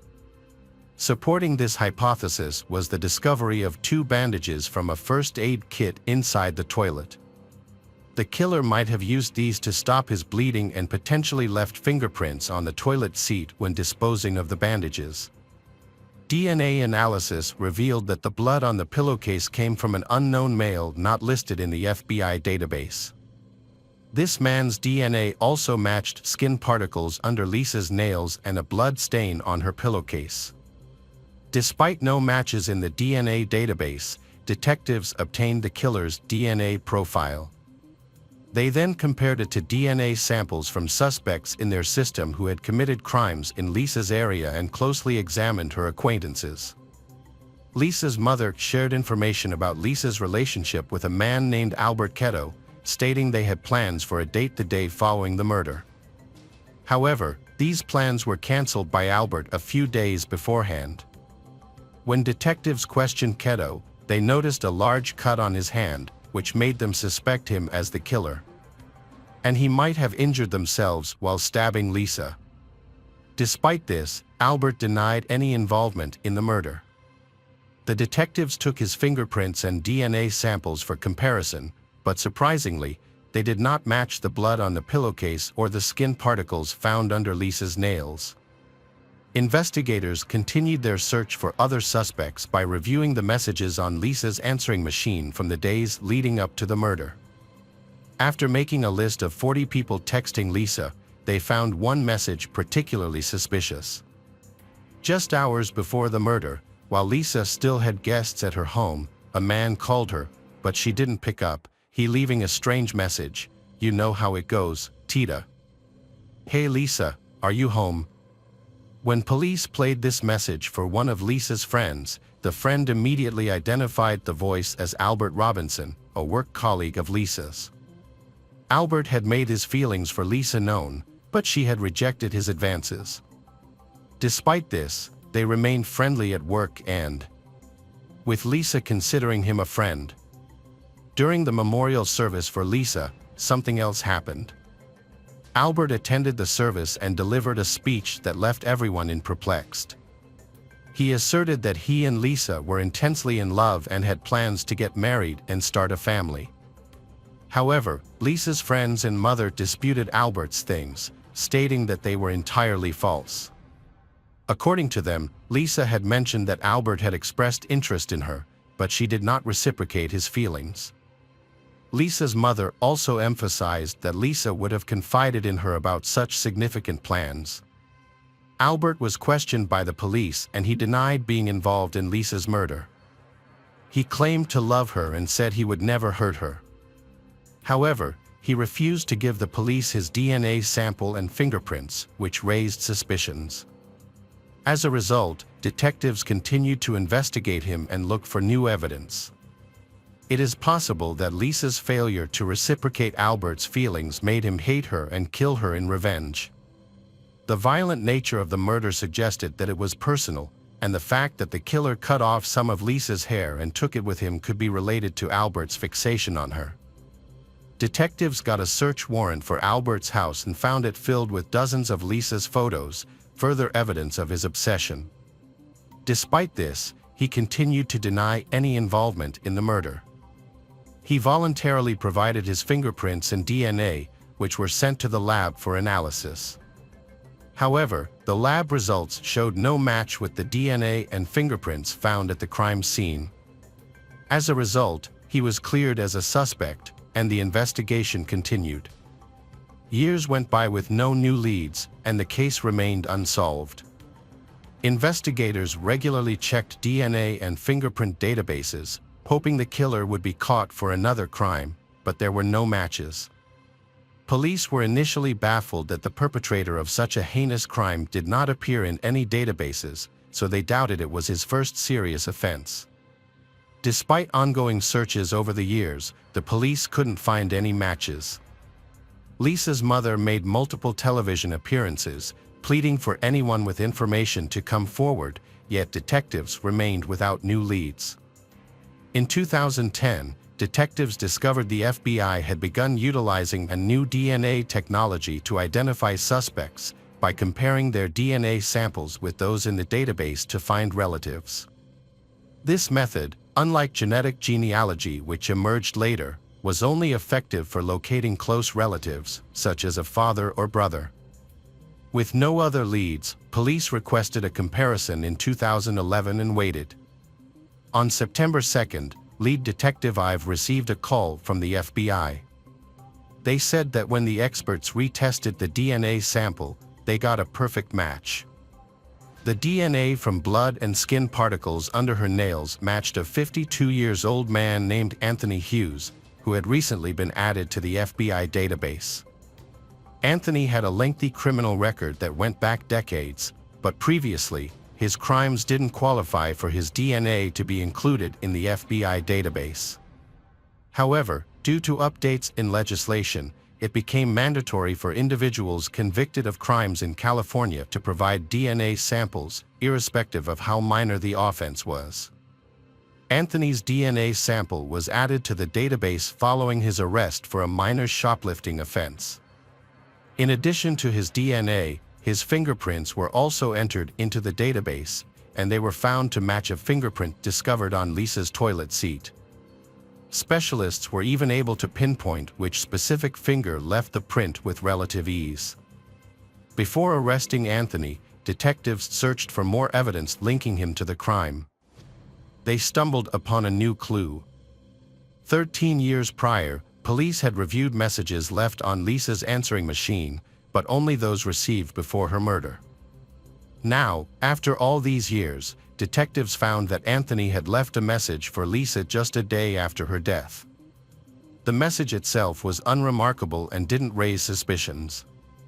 However, if the police had investigated Anthony at that time, they won't just find out his dense criminal history but also another important piece of information. Upon reviewing Lisa's belongings, detectives discovered Anthony's phone number in her address book, which confirmed that Lisa and Anthony knew each other.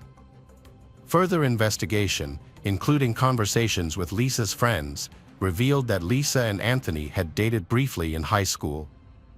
With this new information, detectives felt they had sufficient grounds to question Anthony.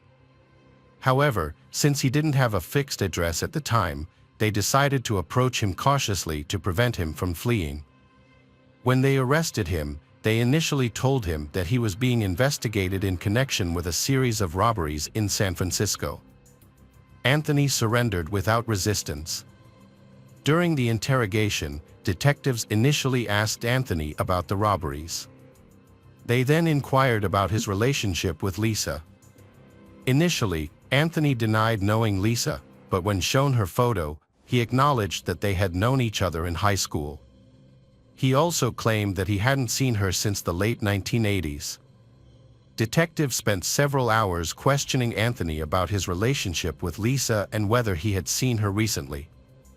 When investigators confronted Anthony about the DNA evidence found in Lisa's apartment from 1998, his response was unexpected. He burst into tears and requested a pen and paper, seemingly prepared to confess. However, instead of writing a confession, he began hitting himself with the pen.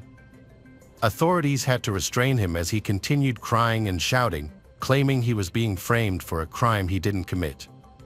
Following this, Anthony was charged with Lisa's murder, and her family was informed that her killer had finally been caught.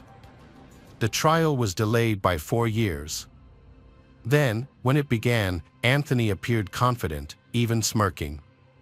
However, later he began displaying religious symbols, such as carrying a Bible and wearing a cross.